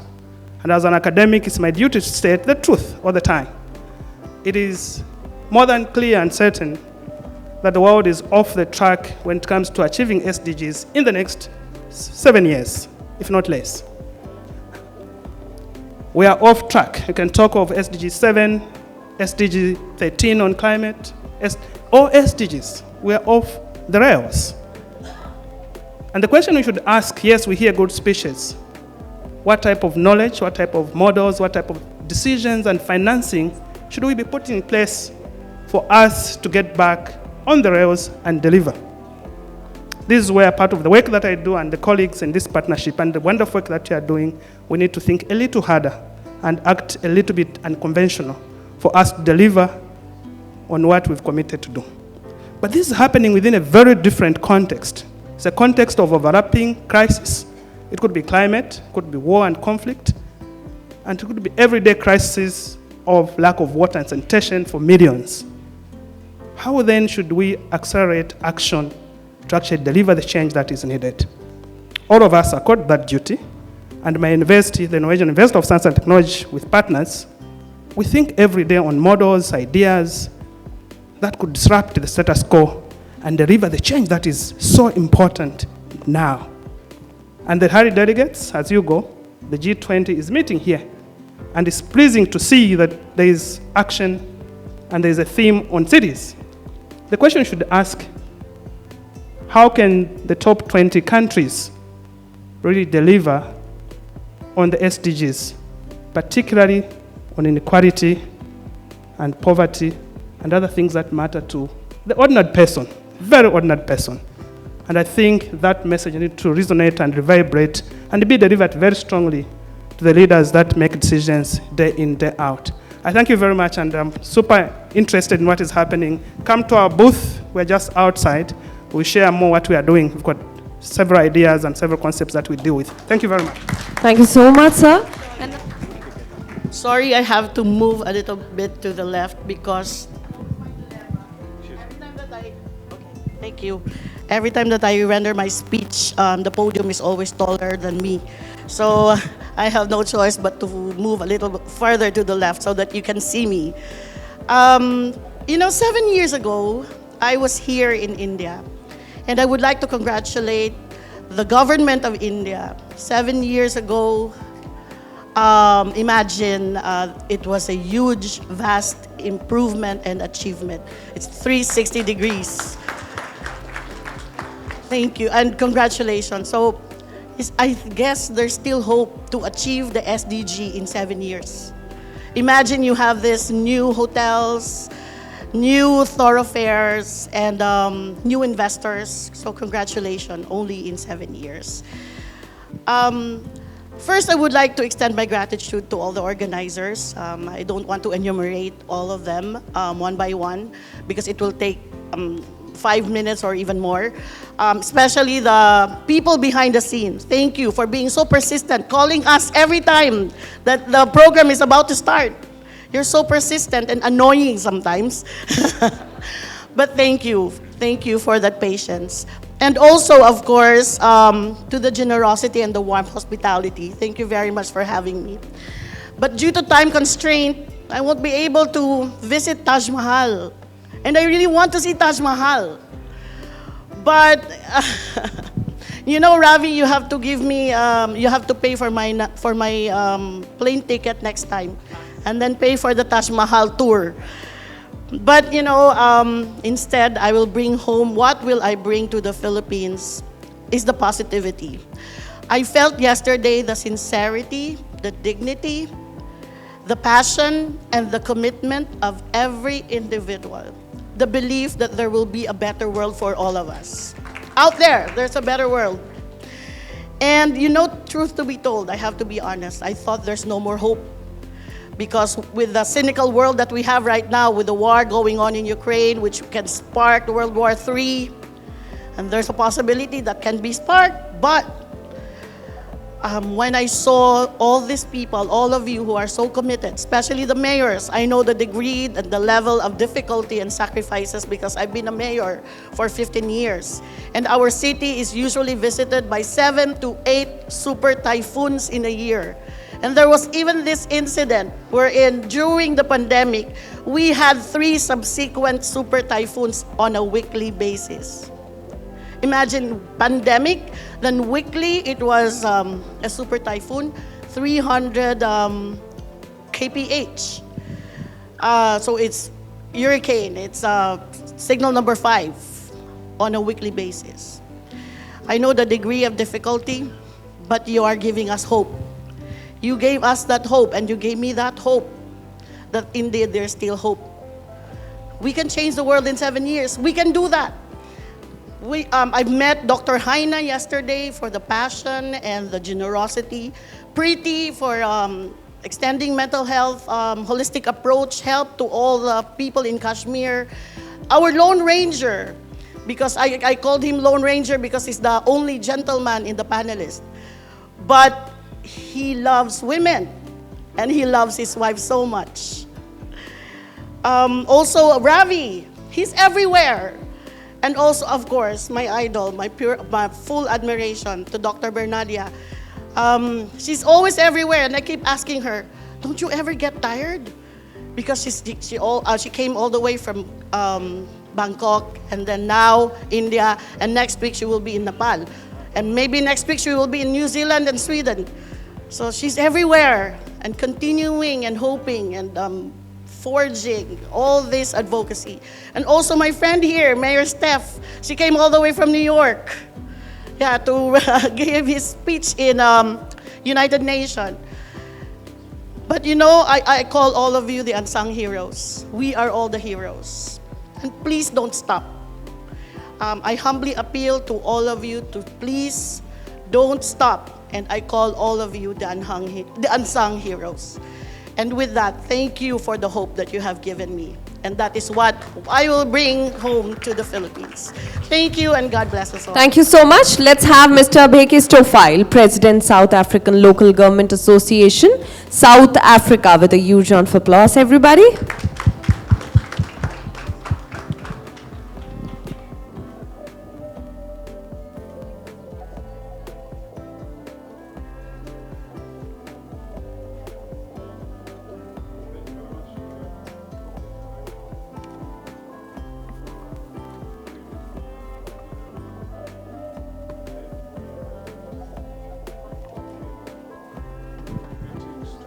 august meeting from the South African Local Government Association and its 257 member municipalities in the country. We really appreciate for inviting us. Our view is that the world can only succeed if we learn to collaborate and cooperate and work together. And there are reasons to have two arms or two hands. Is when the one hand is failing to perform, the other hand assists that hand to perform. And we think that the success of local government system in the globe is solemnly dependent on the ability to learn from one another and share the experiences and use those experiences in changing the conditions of constituencies that we are serving. And I think, to me, that is one most important thing. Success of all of us, it depends to one another's ability to learn from our past, learn and correct the current, and build the current in changing the future. And which this future depends on us, because we are saying local government are agents of change. Changing the conditions of people on the ground solemnly dependent on the capacity and the ability of local government in delivering on the promise that has been made to change their conditions.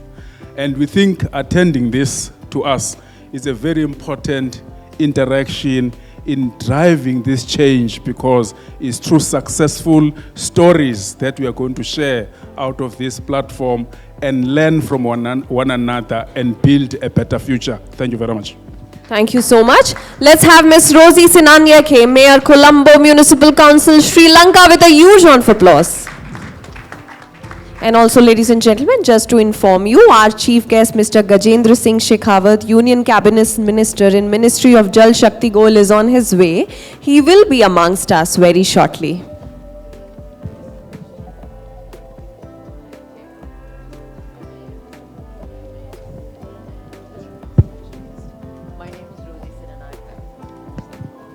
I am the mayor. I have ceased to be the mayor for the last 2 weeks. I'm running for mayor again, the city of Colombo, Sri Lanka.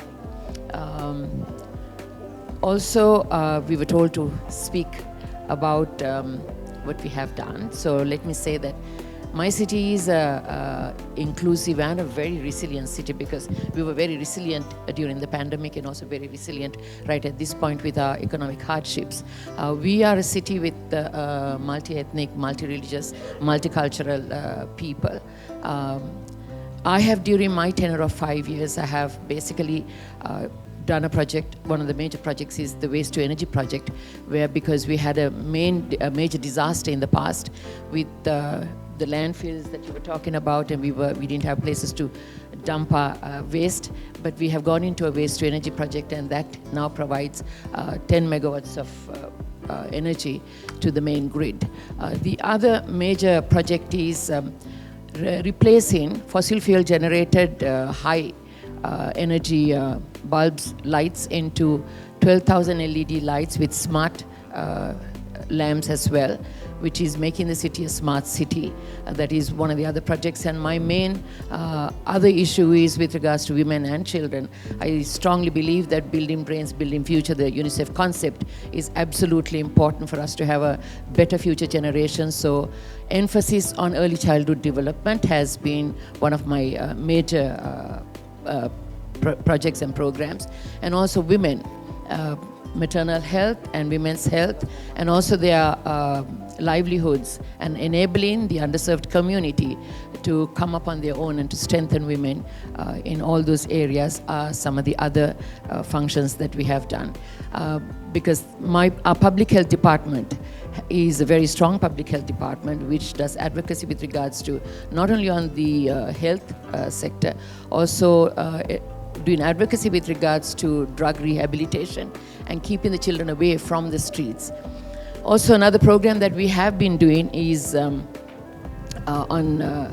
vocational training, all the school dropouts, instead of letting them roam around in the streets, giving them opportunities to do vocational training programs with regards to the local employment and international employment. So that is one of the major projects that we've been doing also. So thank you very much for giving me this opportunity to speak and for inviting us. I strongly believe that, like the earlier speaker saying, that if we band together, because we have much to learn from each other, and that's what we did yesterday and today, sharing and caring, and also reaching out with a lot of love is what is the key as far as, the world goes. Thank you very much. Thank you so much. Let's have Mr. Omar Osman Siddiqui, lead SDG localization, UNESCAP USA.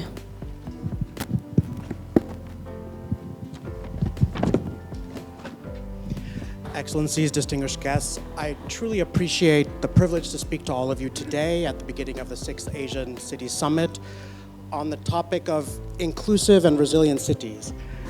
These issues have really, for us at the UNESCAP Sustainable Urban Development Team, risen to the very top of our agenda. And it's really our joint agenda, and I think this meeting is demonstrating that. As we enter the midpoint of the SDGs, action in cities to achieve those from the bottom up are more integral than ever. At SCAP, we advocate for the power of subnational policy making for a territorial approach to sustainable development. Why do we do this? Because we know that national governments cannot get there alone. We needed them to agree on the 2030 agenda, but the implementation of the agenda falls on every level of government and every actor in society. So it's clear to us the success of public policies in terms of delivering benefits for people's well-being depends on the level of co-production there is between different levels of government. Yet, we heard before, based on current trends, Asia and Pacific is not on track to achieve the SDGs, and it will fail to reach 90% of the 118 measurable SDG targets by 2030.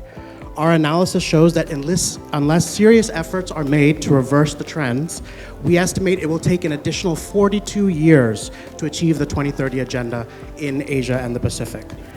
And we know that 65% or more of SDG targets need to be met in or by local and regional governments. But this is based on the principle of subsidiarity. So is this 65% matched with the requisite resources that local and regional governments need to fulfill their mandate for the SDGs?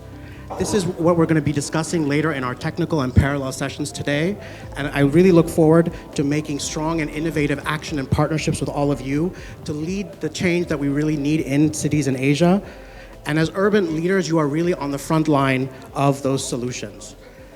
At UNESCAP, our work on sustainable urban development spans the support to the poorest urban communities, making universal design principles in cities a reality for persons with disabilities in cities, and developing COVID-19 socioeconomic recovery plans. In India, we have a renewed focus on integrating climate action into spatial planning, deploying urban nature-based solutions, and enabling cities access to climate finance as part of the newly launched Urban Act project with UCLG ASPAC, NIUA, Ministry of Housing and Urban Affairs, and many others. So our regional programs have developed advanced tools for evidence-based planning, with more and more of our solutions now becoming digital tools for SDG-linked climate planning and investment. I thank you and wish you a fruitful City Summit. Thank you. Thank you so much. Now let's have Tikendra Singh Panwar, former Deputy Mayor Shimla, to please join us. And well, ladies and gentlemen, it was going to be a virtual address, so I will request virtual messages now we have. So we'll request all of you to please pay attention on the big screen. Mr. Taisuke Sakurai, Executive Director, G. Claire, Singapore.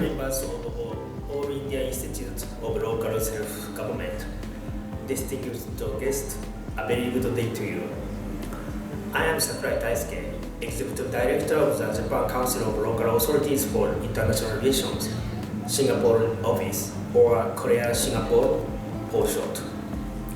I would like to express my sincere gratitude for your invitation to Asian Cities Summit 2023. Due to work commitments, I am unfortunately unable to attend this summit in person and would like to offer my sincere apologies. However, I will be joining tomorrow's technical session 6 virtually from Singapore, so I hope to see you all there. Korea is a government-affiliated organization jointly established by local governments in Japan, and we conduct research on local government systems and best practices around the world, as well as support the overseas activities of Japan's local governments. In addition, Korea also engages in international exchange and international cooperation on the local level, such as through our implementation of the JET program, which sent 5,000 young people from around the world to Japan as foreign language teachers or local government officials. Our Singapore office is one of 7 overseas offices covering the ASEAN region as well as India and Sri Lanka.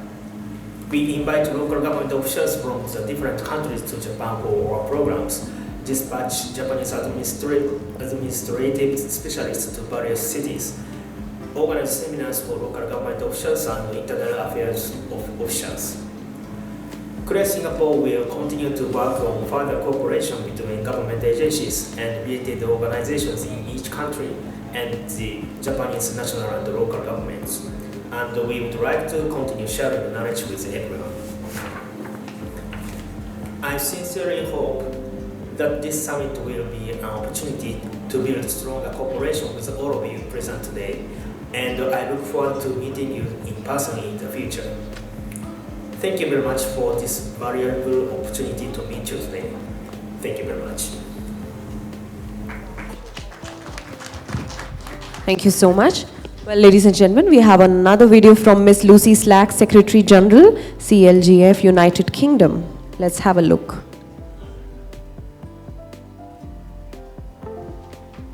Greetings to all delegates at the 6th South Asian City Summit taking place this week in New Delhi in India.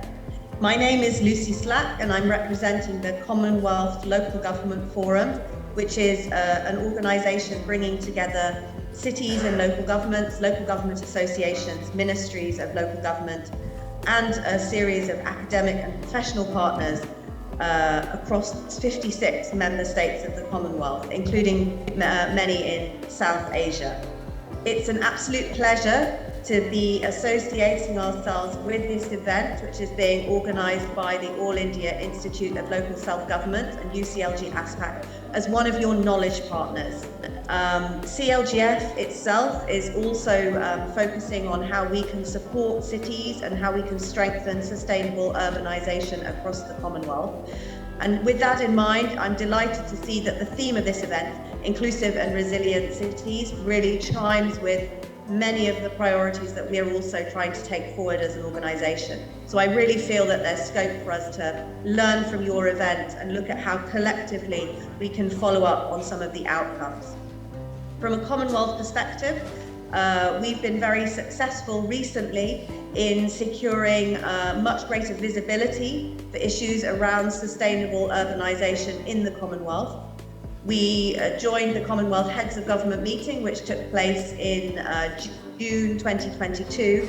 And one of the outcomes of that meeting was a declaration on sustainable urbanisation and a strong commitment towards greater cooperation and partnership in addressing some of the issues that member states are facing around sustainable urbanisation.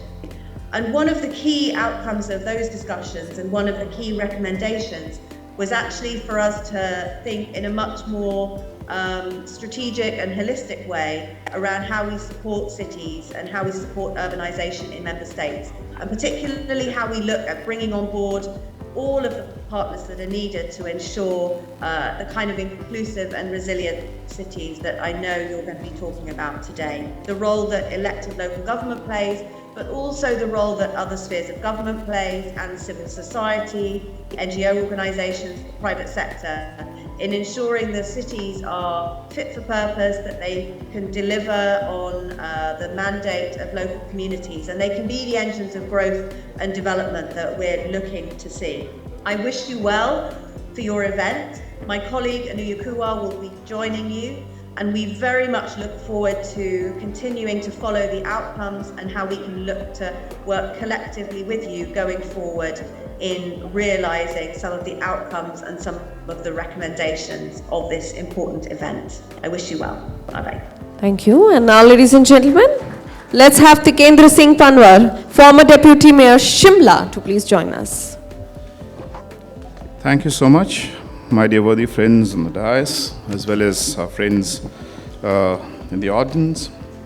Well, I was not supposed to speak in this session. There's another session that I have to speak on. But it's a kind of fuse arrangement, and I've been asked to just speak a few words about, about the Asian cities. I mean, those very difficult to generalize when we speak about Asian cities. But as DG Sir was trying to do it, let me just try to attempt to just venture into that area. I think we represent almost 2.7 billion people in the urban spectrum in Asia, and almost 54% we are already urban.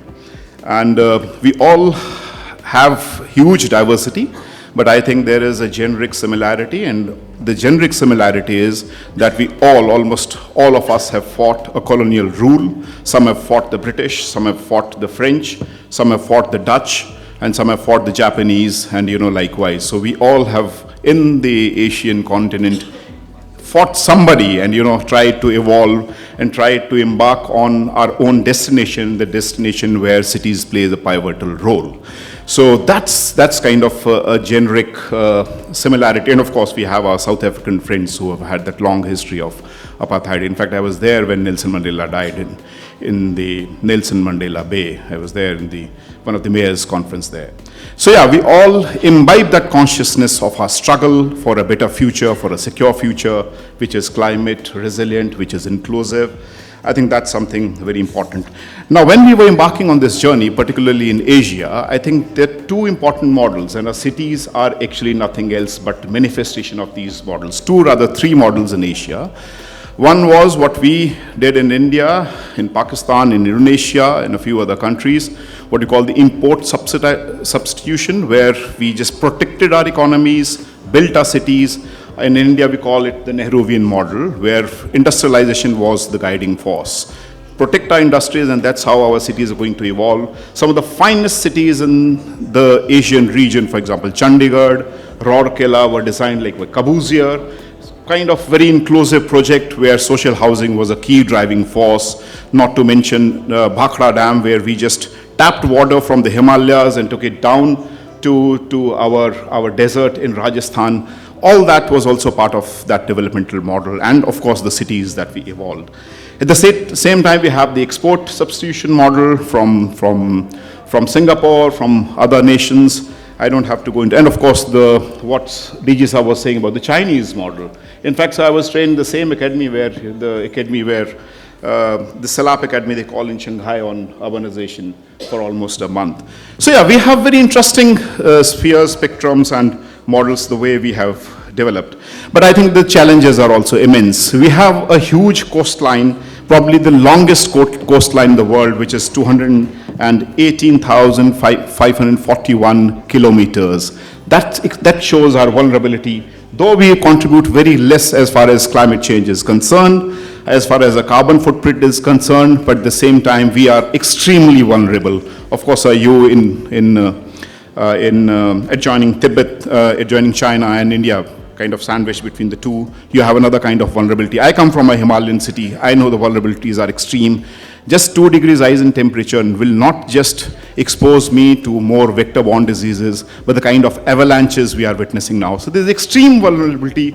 How do we cope to that? How do we get to that? I think that's important.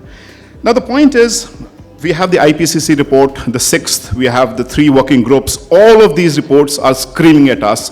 The current model of development is not sustainable. This is not the way how we can just move ahead, DG Saab. I think you have also rightly pointed that out. So what could be the alternative models? I think that's where we have to ponder about. But let me just quote one of my friends here who was the former mayor of Barcelona, John Claus. Together we were there in UN Habitat in Quito, Habitat 3, where he said, look, if we have to have a secure future, let's go back to our historical roots. Like when I say historical roots, take for example India. I mean, it's not that we have not known planning since beginning. I mean, some of the finest and the best towns that evolved in this country comes from Mohenjo-daro, where the ruler-ruled concept was not there. You didn't have a ruler, but still you have one of the finest architectural designs, isn't it, Hitesh? You had some of the best sanitation models in Mohenjo-daro, where you didn't have the ruler and ruled concept. People ruled themselves. You know, and still you were like, you were like building cities and towns. Of course, the area was small. And then, of course, you have the Hindu cities and the Mughal period and the British cities where civil and cantonment all raised. But the point is what John Claus was making, the last 4 decades, and that's what is happening universally across the globe. I think that's where we have to ponder. Now, the IMF is coming up, the World Bank is coming up with massive data statistics. This is not sustainable. The model of laissez-faire, you know, where the market economy is going to come up and they are going to ameliorate your problems. So we've seen DG Saab, that's not going to happen. Take, for example, very simple example, just think, close your eyes, think where you are. AeroCity. Beautiful place. Look at the ecosystem. I was talking to the staff of the hotel in this and another hotel. Hitesh, we have this ecosystem where I think 15,000 people are working close to the airport. And, you know, flourishing hotels, the occupancy rate is 90%. But when our planners were planning this ecosystem, they didn't realize, Ma'am Patel, that there are workers who will be staying here. There's not a single social housing project here. Where are they putting up? In Mahipalpur. Where are they putting up? Taking a metro, going 50. These are not sustainable models because A, you increase your carbon footprint. It's completely iniquitous. I mean, it's completely inequality that creeps in such societies. I think that's what John Claus was mentioning. We have to go back to the basics of planning, and that's what we are witnessing in every city. I mean, you are mayors here. I've served in a city for 5 years. I know the way this consultant-driven models are being run. Hitesh ji knows better than me. I mean, you know, these models are not going to survive. Who is going to plan for whom? That's important. And I think that basic point, we need to go back to the people. The people have to be at the focus. The people, we have to bring back people to the focus because cities are people. Cities are living. Okay, thank you. So it's over. I knew I am a few, so I don't want to increase more than that. So I think, with these words, because we have a lot to do. This is the 3rd tier. So if you ask me, I think there's a lot that needs to be done. And the lot has to be with the people. It can't be minus the people. And I think all those models, it's the process that is important, the process of engaging with the people and securing and building our own future. I think the future belongs to us and the future belongs to its people. Thank you so much. Thank you so much. All right, ladies and gentlemen, it's an honor to have with us our chief guest. तो मैं request करूंगी सभी से एक बार जोर से तालियां हो जाएं. Ladies and gentlemen, we have Mr. Gajendra Singh Shekhawat, Union Cabinet Minister in Ministry of Jal Shakti, Government of India amongst us, and also Ms. Vijaya Rahatkar, former Mayor Aurangabad and former Chairperson Maharashtra State Women Commission. और सबसे पहले मैं request करूंगी Mr. Rajkishore Modi, Madam Hansa, Dr. Jairaj, and our DDG to please felicitate our chief guest. Ladies and gentlemen, एक बार जोर से तालियां हो जाएं. For us, ladies and gentlemen, to have our chief guest amongst us at the inaugural session. And now, to move further in the day, I would also like to request our DDG, Mr. Ravi, to please felicitate Ms. Vijaya Rahatkar. और इसी के साथ इस दिन को आगे बढ़ाते हुए, ladies and gentlemen,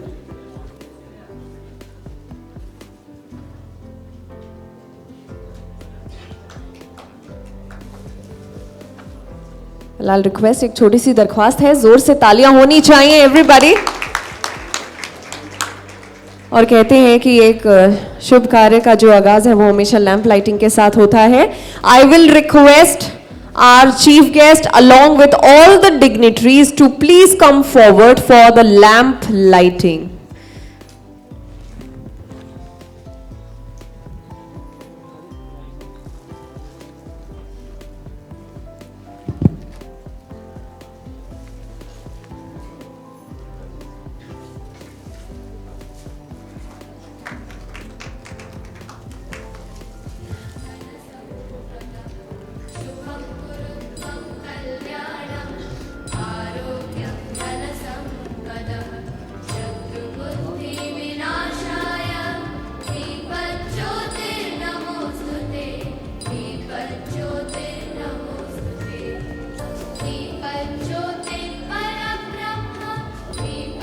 Thank you to our dignitaries. I'll request our dignitaries, you may take your seats back.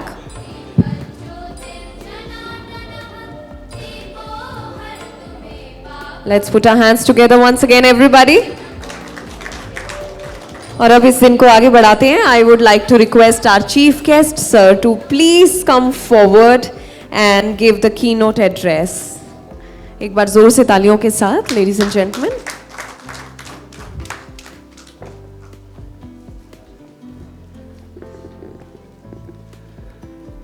All India institute of local self government द्वारा आयोजित एशियन सिटीज समिट 2023 के उद्घाटन सत्र में मंच पर उपस्थित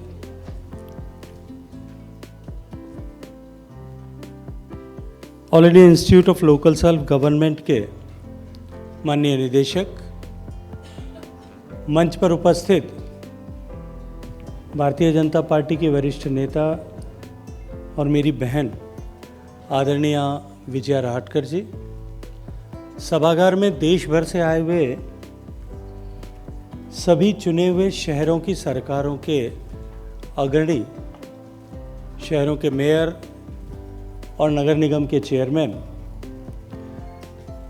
एशिया पैसिफिक के दूसरे देशों से आए हुए अन्य प्रतिभागीगण, मंच पर उपस्थित और मंच के सामने बैठे हुए सभी महानुभाव, मैं आप सबका इस कार्यक्रम में अपनी बात शुरू करने से पहले हृदयपूर्वक स्वागत करते हुए आप सबसे क्षमा प्रार्थना करना चाहता हूं कि जो समय तय किया था कि हम 10 बजे का समिट का शुभारंभ करेंगे, लेकिन मैं 2 घंटे विलंब से आप सब लोगों के बीच में पहुंच पाया।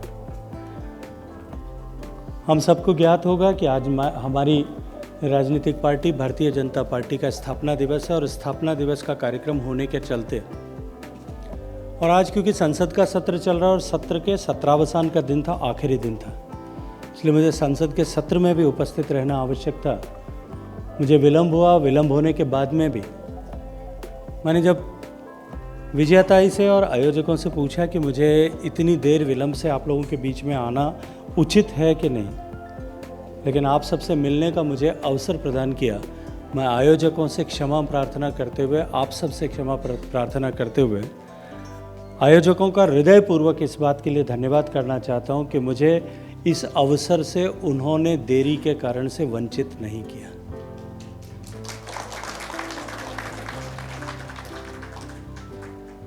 मित्रों, जिस गति से शहरों का विकास हो रहा है, इस गति ने निश्चित रूप से शहरों के रखरखाव और शहरों के प्रबंधन, व्यवस्थाओं के विकास, शहर में अवसंरचनाओं के विकास, उस विकास और शहरों के बढ़ने की गति के बीच में संतुलन की एक बहुत बड़ी चुनौती न केवल भारत में अपितु एशिया के सभी देशों में खड़ी की है। और मैं ये मानता हूं कि ऐसे महत्वपूर्ण समय में जब दुनिया में अर्बनाइजेशन इस तेज गति के साथ में बढ़ रहा है, उस समय में all India institute of local self government द्वारा इस तरह का एशियन सिटीज समिट को आयोजित किया जाना इस दिशा में निश्चित रूप से एक मील के पत्थर के रूप में होगा। मैं इसके लिए आयोजकों का हृदयपूर्वक अभिनंदन करना चाहता हूं और मुझे पूरा विश्वास है कि इस आयोजन में जिस लक्ष्य को लेकर के इसे आयोजित किया गया और जो विचार मंथन आज और कल 2 दिन तक होगा, इस विचार मंथन से जो नवनीत निकलेगा और उसको लेकर के हम इंक्लूसिव और रेजिलिएंट सिटीज़ का भविष्य में जिस तरह से प्लानिंग कर पाएंगे, हम उस दिशा में जिस तरह से आगे बढ़ पाएंगे, ये निश्चित रूप से जो नवनीत निकलेगा वो नवनीत आने वाले समय में, यदि मैं भारत के परिप्रेक्ष्य में बात करूं तो क्योंकि हमारा देश 2047 तक माननीय प्रधानमंत्री जी के नेतृत्व में एक विकसित देश बनने की दिशा में उस संकल्प के साथ में आगे बढ़ा है, निश्चित ही जो कुछ हम एक दूसरे से सीखेंगे, एक दूसरे की गुड प्रैक्टिसेस से सीखेंगे, एक दूसरे की कमियों से सीखेंगे, ये 2 दिन का ये आयोजन और इसका ये विचार नवनीत हम लोगों के लिए आने वाले समय में अपने शहरों का समुचित सस्टेनेबल विकास करने की दिशा में एक महत्वपूर्ण कदम होगा। तमाम नीतिगत और व्यावहारिक पक्षों की चर्चा करने के साथ साथ में मेरे लिए प्रसन्नता का विषय ये है कि इस कार्यक्रम में आज के दिन को महिलाओं के नेतृत्व और उनकी भूमिका शहरों के विकास में किस तरह से हो। और माननीय प्रधानमंत्री जी कहते हैं कि किसी भी बड़ी चुनौती, चाहे वो चुनौती कितनी भी बड़ी हो, उस चुनौती को यदि समाज हराने का दायित्व अपने कंधों पर स्वीकार कर ले, और उन्होंने कई बार जिम्मेदारी के साथ में इस बात को कहा है कि वो दायित्व भी यदि समाज में महिलाएं लें तो उसे और अधिक सफलता और सुगमता के साथ में प्राप्त जो है उस चुनौती को परास्त कर विजय को प्राप्त करके स्थायी समाधान का सृजन किया जा सकता है। आज क्योंकि आज की ये कॉन्फ्रेंस का दिन महिलाओं को समर्पित है, मैं आयोजकों का महिलाओं की भूमिका का अभिनंदन करते हुए और उनकी भूमिका की पहचान कर अवसर प्रदान करने के लिए बहुत सारा धन्यवाद ज्ञापित करना चाहता हूँ। मित्रों, दुनिया का इतिहास उठा करके देखें, जब पूरी दुनिया ज्ञान की तलाश में काम कर रही थी और जब पूरी दुनिया में महिलाओं के लिए अंधकार का, कालिक का, कालिमा का युग था, उस समय भी हमारे देश ने अपने मूल स्वभाव को बनाए रखते हुए महिलाओं को बराबरी का दर्जा देते हुए उन्हें सम्मान की दृष्टि से देखने के अतिरिक्त उन्हें सभी तरह के क्षेत्रों में बराबरी का दर्जा, जो बराबरी का अधिकार और अवसर दिया था। और उसी के चलते यदि हम हजारों साल का हमारा लिखित इतिहास उठा करके देखें तो हम पाएंगे कि जीवन की हर विधा में महिलाओं ने काल सापेक्ष कर्म किए, ऐसे कर्म जो उस समय करने की आवश्यकता थी और उस विधा के अनुकूल थे, और ऐसा करते हुए उन्होंने इतिहास के पन्नों में अपने आप को अपने कठोर परिश्रम से, अपनी निर्णय क्षमता से, जीवन की उस विधा में अपने आप को सर्वश्रेष्ठ करते हुए इतिहास में अमरत्व को प्राप्त किया है। ज्ञान के क्षेत्र में, विज्ञान के क्षेत्र में, कला के क्षेत्र में, शौर्य के क्षेत्र में, बलिदान के क्षेत्र में, साहस, समर्पण, भक्ति, सैन्य कर्म और शक्ति, इन सभी क्षेत्रों में भारत की महिलाओं ने अपने आप को इतिहास के पन्नों में पुरुषों के बराबर या उनसे भी कहीं आगे बढ़कर के दर्ज कराया है। और यदि वर्तमान में भी मैं कहूँ तो भारत के सर्वोच्च संवैधानिक पद पर भारत की बेटी, आदिवासी समाज की बेटी आदरणीय द्रौपदी मुर्मू जी हम सब का नेतृत्व और मार्गदर्शन कर रही है। ये भारत ही है जिसमें महिलाओं को भारत की सैन्य शक्ति का नेतृत्व करने के लिए भारत में रक्षा मंत्री के नाते काम करने का अवसर मिला। और आज जब देश माननीय मोदी जी के नेतृत्व में दुनिया में सबसे तेज गति से आर्थिक दृष्टि से प्रगति करने वाला देश बना है, जिस ग्रेट ब्रिटेन को जिसने हमें 200 साल तक गुलाम बना के रखा, उसको पछाड़ करके आज जब भारत 5वीं बड़ी अर्थव्यवस्था बनने के बाद तीसरी बड़ी अर्थव्यवस्था बनने की दिशा में तेज गति से आगे बढ़ रहा है, तब हमारे आर्थिक परिदृश्य का नेतृत्व भी माननीय प्रधानमंत्री जी के साथ में हमारी बहन आदरणीय निर्मला सीतारमण जी कर रही हैं। मैं मातृशक्ति के वंदन के साथ इस अवसर पर पधारे हुए सभी मातृशक्ति का एक बार पुनः स्वागत करते हुए इस विशिष्ट अवसर के साथ मुझे जुड़ने का अवसर प्रदान किया, उसके लिए मैं संस्थान के सभी सदस्यों का हृदयपूर्वक अभिनंदन करना चाहता हूँ। पिछले 9 दशक से ये संस्थान समाज में काम कर रहे हैं और इसने स्थानीय प्रशासन के और प्रबंधन को न केवल नए सिरे से परिभाषित किया, न केवल एक नई दिशा इस विषय में काम करने वाले लोगों को दी, न केवल उनके क्षमताओं का जो है सृजन और संवर्धन किया, अपितु इसके लिए आवश्यक सरोकारों और दरकारों को भी लगातार अंडरलाइन करते हुए इस दिशा में अपने अस्तित्व और वजूद को हमेशा ही सिद्ध किया है। स्थानीय प्रशासन के साथ शहरों के विकास का एक विजन किस दृष्टि से हो, हम किस दृष्टिकोण से शहरों का विकास करें, इस स्तर पर शहरों के प्रबंधन करने वाले लोगों को क्षमताओं का संवर्धन करते हुए उन्हें और अधिक जिम्मेदार बनाने की दिशा में इस संस्थान ने अभूतपूर्व योगदान पिछले इतने लंबे समय में किया है। स्थापना के समय से जिस प्रतिबद्धता के साथ में संस्थान काम कर रहा है, मैं अब तक इस संस्थान के साथ में जुड़े रहे उन सभी लोगों से लेकर के वर्तमान की पीढ़ी तक के लोगों को, क्योंकि वो उसी श्रृंखला के फ्लैग बियरर के तरह काम कर रहे हैं, मैं उन सब का इस समय में स्मरण करते हुए उन सब का अभिनंदन करना चाहता हूँ।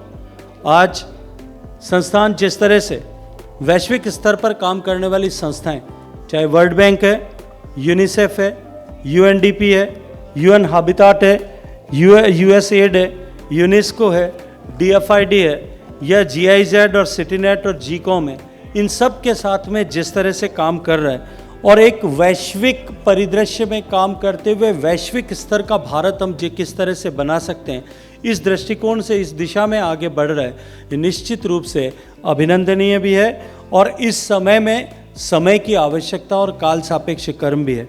आज के कार्यक्रम के सहयोगी United cities of local governance end of Asia Pacific की पूरी टीम का भी मैं इस अवसर में सहभागी बनने के लिए विनम्र अभिनंदन करना चाहता हूँ।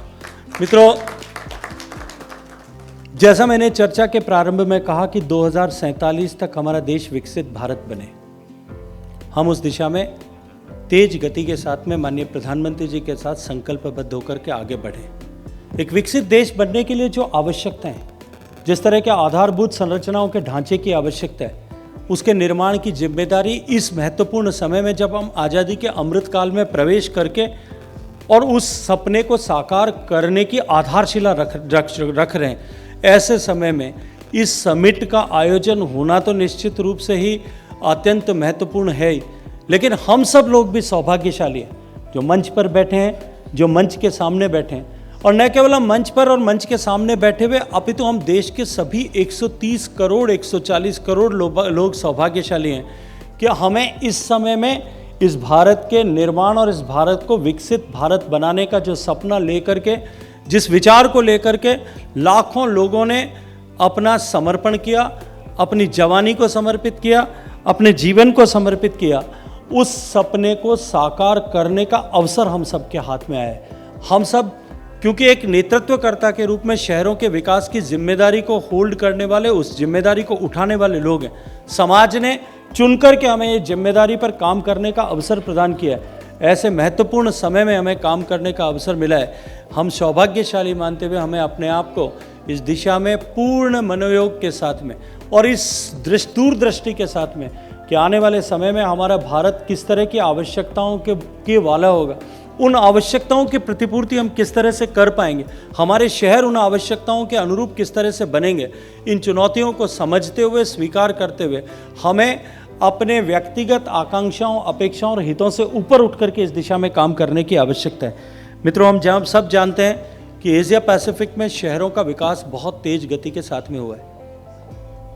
पिछले 2 दशकों की यदि उठा करके हम समय को देखें तो दुनिया भर में जिस तरह से अर्बनाइजेशन बढ़ा है, लेकिन उसकी तुलना में यदि केवल एशिया पैसिफिक में देखा जाए तो आज हमारे अर्बनाइजेशन की, हमारे शहरीकरण की गति पूरे विश्व की गति से कहीं ज़्यादा है। ऐसा अनुमान किया जाता है कि 2050 तक दुनिया की 2/3 आबादी जो है वो शहरों में रह रही होगी।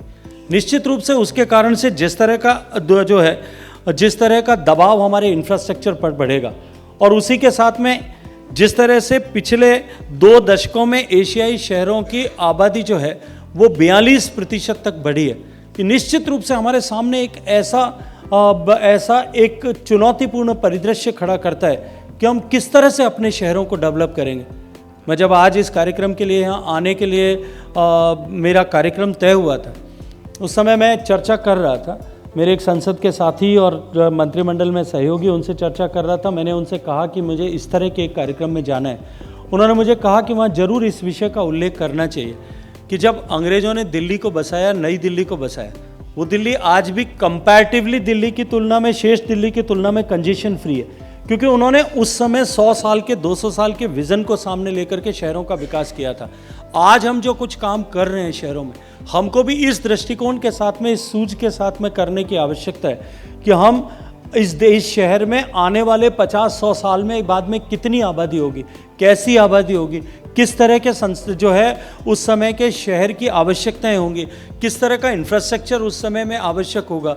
उन सब विषयों को ध्यान रखते हुए हम यदि आज अपने शहरों के विकास के मॉडल को तैयार करेंगे तो जाकर के हम आने वाले समय में देश में इन शहरों के साथ में न्याय कर पाएंगे और साथ ही साथ में हमारी भूमिका को भी इतिहास के पन्नों में स्मरण के योग्य या उल्लेख के योग्य बना सकेंगे।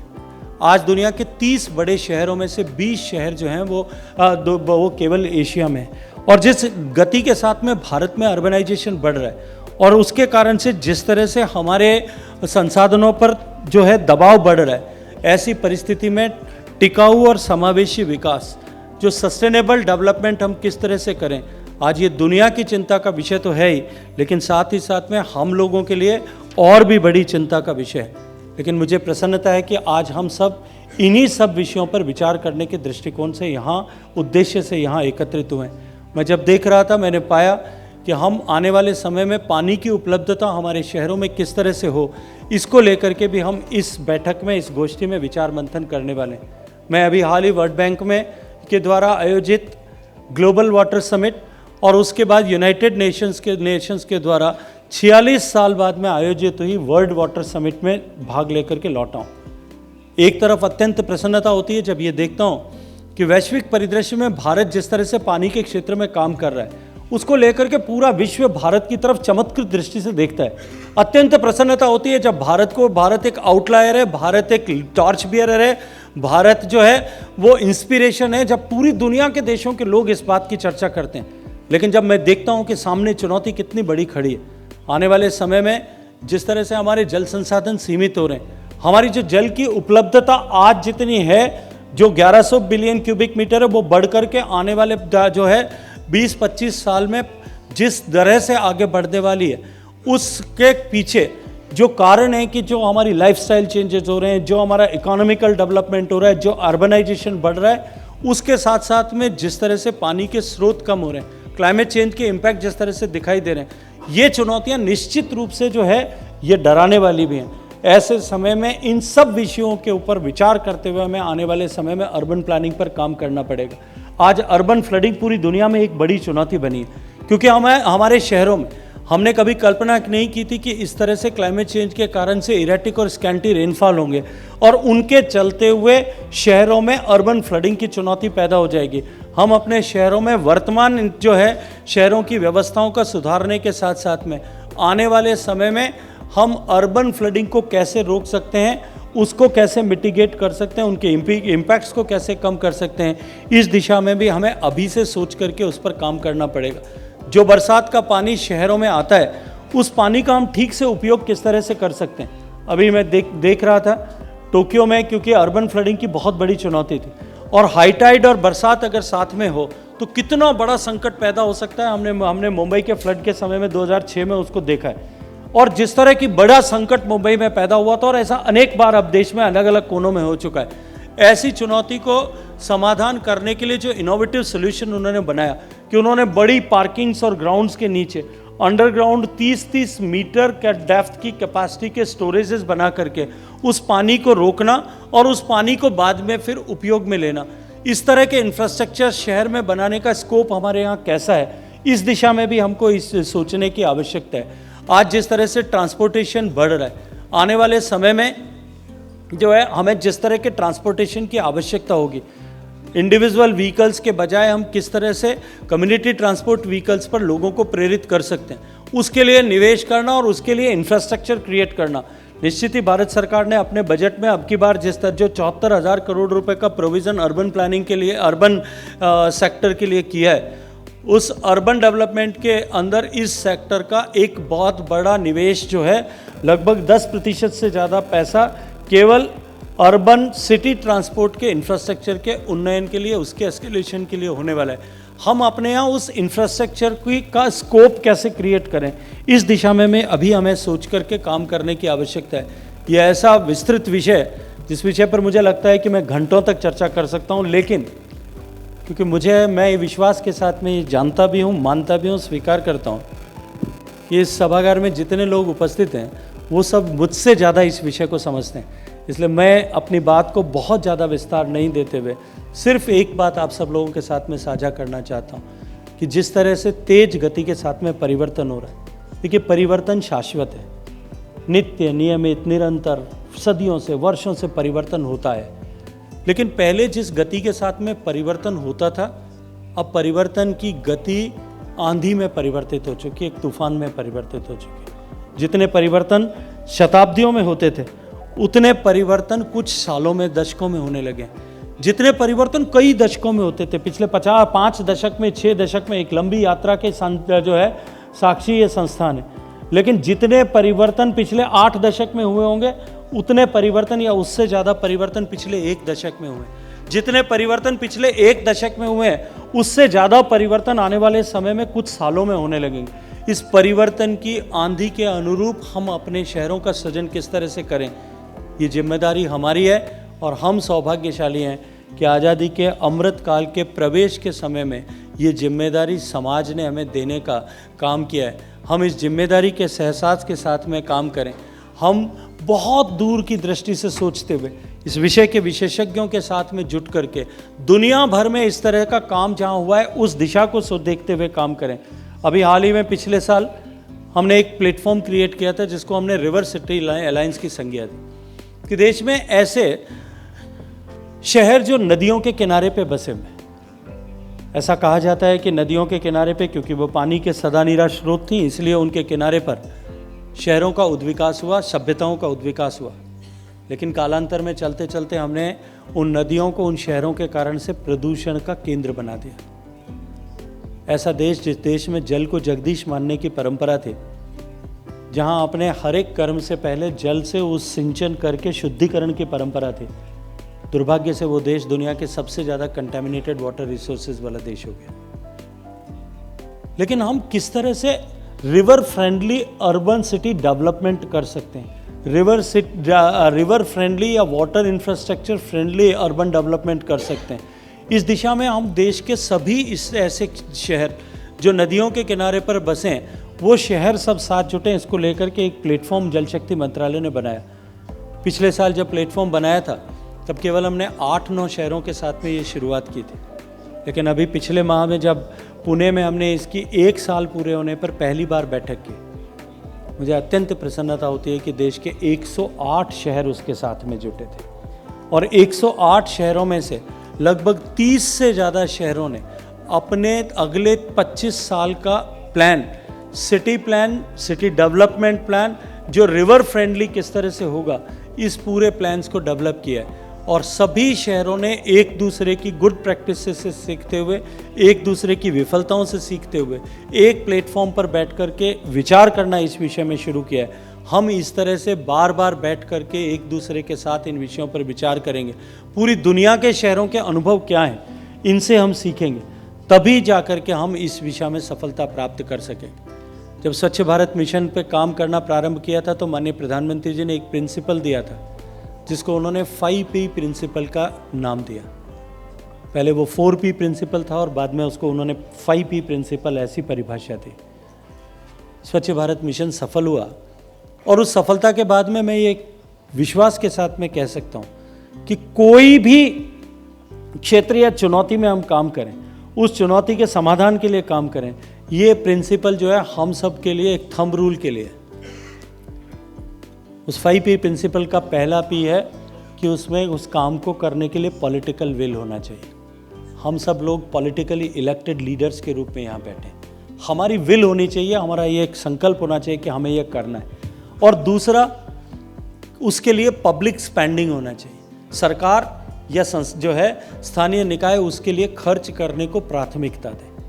तीसरा विषय जो है, थर्ड P इज पार्टनरशिप्स। हम दुनिया भर में जिन लोगों ने इस दिशा में काम किया है उनके साथ में पार्टनरशिप करें। हम इसके अतिरिक्त फाइनेंशियल इंस्टीट्यूशंस के साथ में पार्टनरशिप करें।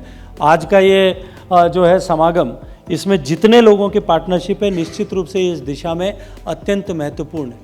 और चौथा जो है वो है पीपल्स पार्टिसिपेशन। इंदौर का उदाहरण हम सब के सामने है। आज पिछले इतने वर्षों से इंदौर स्वच्छता के मानक पर सर्वश्रेष्ठ शहर देश में बना हुआ है। निश्चित रूप से वहाँ के नगर निगम ने, वहाँ की मेयर ने, तत्कालीन मेयर ने उस दिशा में अभूतपूर्व योगदान किया होगा, लेकिन वो सफल सिर्फ इसलिए हो पाया कि इंदौर का हर एक नागरिक उस सफलता को के साथ जीने के लिए समर्पण भाव से साथ खड़ा हुआ था। और जब जन सामान्य ऐसे विषय को अपने कंधों पर उठा ले तो सफलता सुनिश्चित हो जाती है। हम भी अर्बन सिटी प्लानिंग को, future ready urban city planning को पीपल सेंट्रिक बनाएं और लोगों को बिहेवियर चेंज करते हुए उसके साथ में जोड़ें कि ये उनके भविष्य से जुड़ा हुआ विषय है। इस विषय का उनका एहसास नहीं कराएंगे तब तक हम इसमें सफल नहीं हो पाएंगे। और जो 5वां P उस प्रिंसिपल का है वो ये है कि कंटिन्यूअस परसुएशन उसकी सस्टेनेबिलिटी के लिए रहे। हम आगे से आगे आने वाले लोगों को उस जो है उस विषय को जो हमने डेवलप किया है उसको सस्टेनेबल बनाए रखने के लिए, उस विषय के लिए लोगों में कंटिन्यूअस परसुएशन करें, इसकी आवश्यकता है। हम भी अपनी अर्बन सिटी प्लानिंग को इन 5 P प्रिंसिपल्स की कसौटी पर एक बार उठा करके देखें। हम मेयर्स का कालखंड कुछ शहरों में 1 साल का होता है, कुछ शहरों में 3 साल का होता है, कुछ शहरों में 5 साल का होता है। सामान्यतः हमारी अप्रोच ये होती है कि मुझे अपने 1 साल में क्या करना है, हम उस पर काम करते हैं। मुझे लगता है हमें इससे ऊपर उठ करके काम करने की आवश्यकता है। जो 1 साल, 2 साल, 3 साल या 5 साल की दृष्टि से काम करते हैं, उनके काम कुछ दिनों तक, कुछ सालों तक या कुछ 1 आध दशक तक याद किए जाते हैं। लेकिन जो 100 साल की प्लानिंग करके काम करेगा, उसका नाम इतिहास के पन्नों में स्वर्णाक्षरों से दर्ज होगा। ऐसे अनुभव, ऐसे उदाहरण हम हजारों की संख्या में ढूंढ सकते हैं, अपने आसपास के परिवेश में देख सकते हैं। हम भी इतिहास के पन्नों में अंकित होने का अवसर प्राप्त का हमको सौभाग्य से हुआ है। हम इस अवसर को व्यर्थ न जाने दें, इस अपेक्षा के साथ में काम करें, इस लक्ष्य के साथ में काम करें और इस सोच के साथ में काम करें कि भारत को विकसित भारत बनाने के रास्ते में मुझे योगदान करने का अवसर मिला है, मुझे अपनी तरफ से कुछ समर्पण करने का अवसर मिला है। इस सौभाग्य के अवसर का हम एक क्षण भी जाया न होने दें। अपनी ऊर्जा को, अपनी क्षमता को, अपनी शक्ति का हर एक कण जो है उसमें नियोजित करें। इस अपेक्षा भाव के साथ में एक बार फिर आप सबका अभिनंदन करते हुए, देर से आने के लिए पुनः क्षमा प्रार्थना करते हुए आप सबका आभार करता हूँ, आप सबका बहुत सारा स्वागत करता हूँ। मैं ये मानता हूँ कि किसी भी कॉन्फ्रेंस में विजेताएं जिस सत्र के लिए सबसे ज़्यादा मेहनत करते हैं वो सत्र उद्घाटन का सत्र होता है। और मैं ये अपने अनुभव से कहता हूँ कि वो सत्र उस कॉन्फ्रेंस का सबसे निरुपयोगी अनुत्पादक सत्र होता है।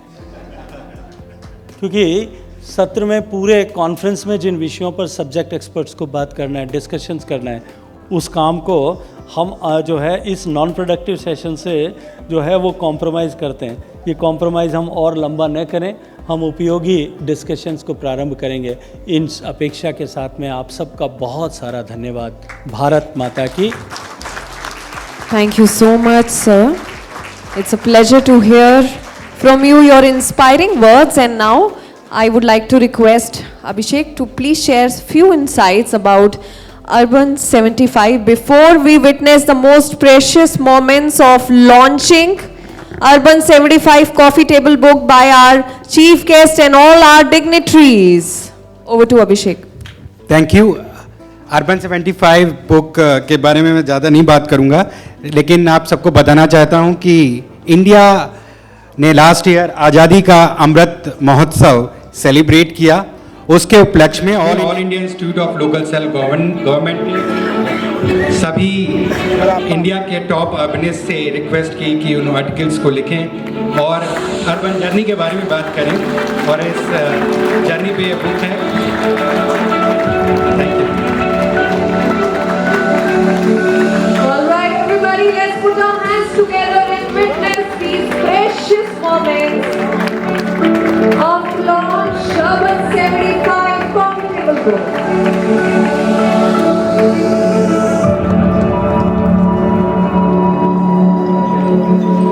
Well, now, ladies and gentlemen, it's time for the felicitation with a memento and millet hamper bag. I would like to request in Ministry of Jal Shakti, Government of India.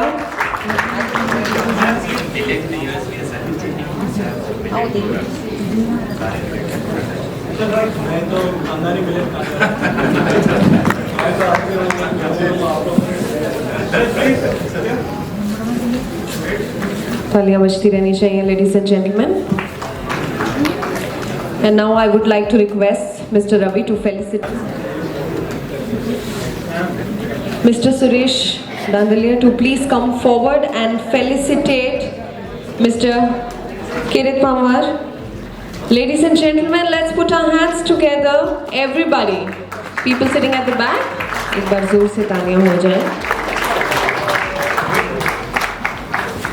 I would also like to request Hiramat to please come forward and felicitate our VP, Mr. Raj Kishore. Abhishek, please do the honors. Let's felicitate Mr. Raj Kishore, Raj VP. Mr. Ashok Wankhede to please come forward and felicitate Mr. Jairaj. Abhishek, I'll request you to please do the honors.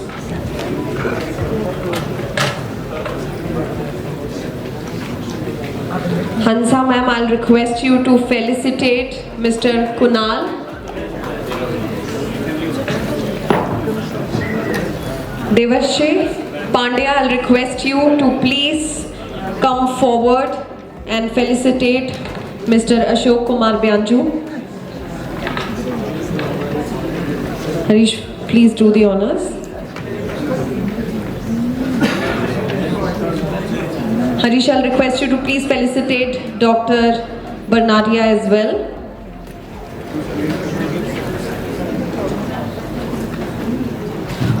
Abhishek, I'll request you to let's felicitate Mr. Hitesh. Ladies and gentlemen, let's put our hands together, everybody.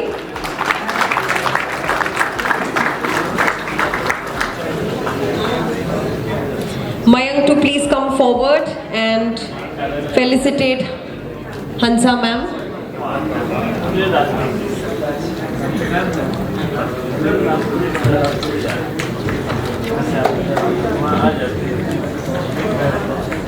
Who is working very hard to implement the Honorable PM Sri Narendra Modi ji's Har Ghar Jal missions by providing clean water.